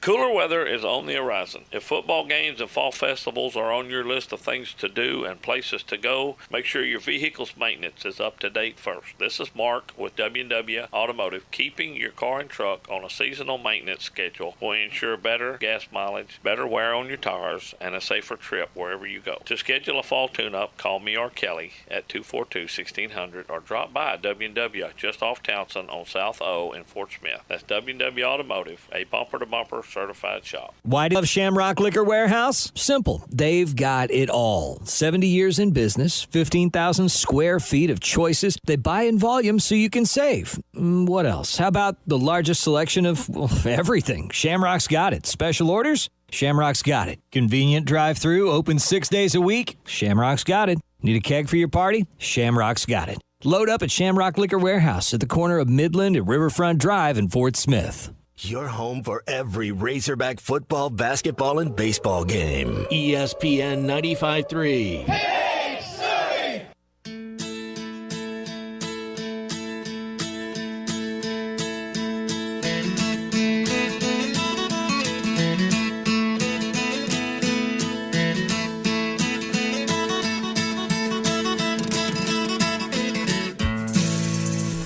Make sure to follow Halftime on Twitter at HitThatLineAR and on Facebook and Instagram at HitThatLine. Follow the guys on Twitter at PhilElsonPXP, at Matt Travis, and at DBarrett36. Now, back to the guys. Here's Phil Elson, Matty T, and Drew Barrett. All right, we got a caller on hold before we have our final reset of the day, and JW has called us up on halftime. Hi, JW. What's up? Hey, I've got a little advice for the Reverend Drew, but first I wanted to touch on a couple other things. One of your texters or callers earlier was talking about the relationship between coaches, and one of the things I love about the program up there that we got going on is that the coaches actually seem to like each other and care about each other's programs, and that's really refreshing. The other thing is you got a lot of great advertisers, but I just wish you had a few more here in the River Valley. Russellville's growing like a weed. Clarksville has some possibilities too, and I just hope that market opens up for you as well. But the Reverend Drew, if you'll indulge me for a second. I shall. Back in the early 70s, I became a Universal Life minister. In them days, you just mailed it in, they mailed you one back. And a couple friends of mine wanted to get married, and I was going to perform the service. And their names were Tara and William. They lived in this nice little house, and there were about 3 or 4 of them. They were just side by side. There's a Greek Orthodox lady who lived next door. So when I performed this ceremony, she was just happy as could be and treated me with so much reverence it was just crazy, because she was happy that they weren't going to be living in sin anymore. Well, here's my suggestion to you. I only performed that one marriage because they are still married after 50 years. I've had a few kids. I've got grandkids now. So my theory is I just want to quit while I was ahead. So I just suggest, Drew, the Rev men from who I enjoy your comments all the time about things. But I just suggest you take care when you go down this path. And you all take care. I appreciate it, JW. Yeah, hopefully I have an undefeated record as well. I did make them do marriage counseling. I had a few beers. You forced it upon them? Oh, yeah. Were you the actual counselor? Yes. Oh, boy. I went down there a few weekends ago. We did the marriage counseling. I asked them all the great questions, and I know people are thinking, how can you do marriage counseling if you've never been married? Well, Catholic priests do it all the time, so it can't be that hard. And we had a few beers, had a few laughs, and I feel really confident this one's going to work out. Well, if it works out, it's all because of the relationship and the love they feel between each other. If it doesn't work out, it's all on your shoulders, Mr. Marrying Reverend and Marriage Counselor. Now here's our final reset.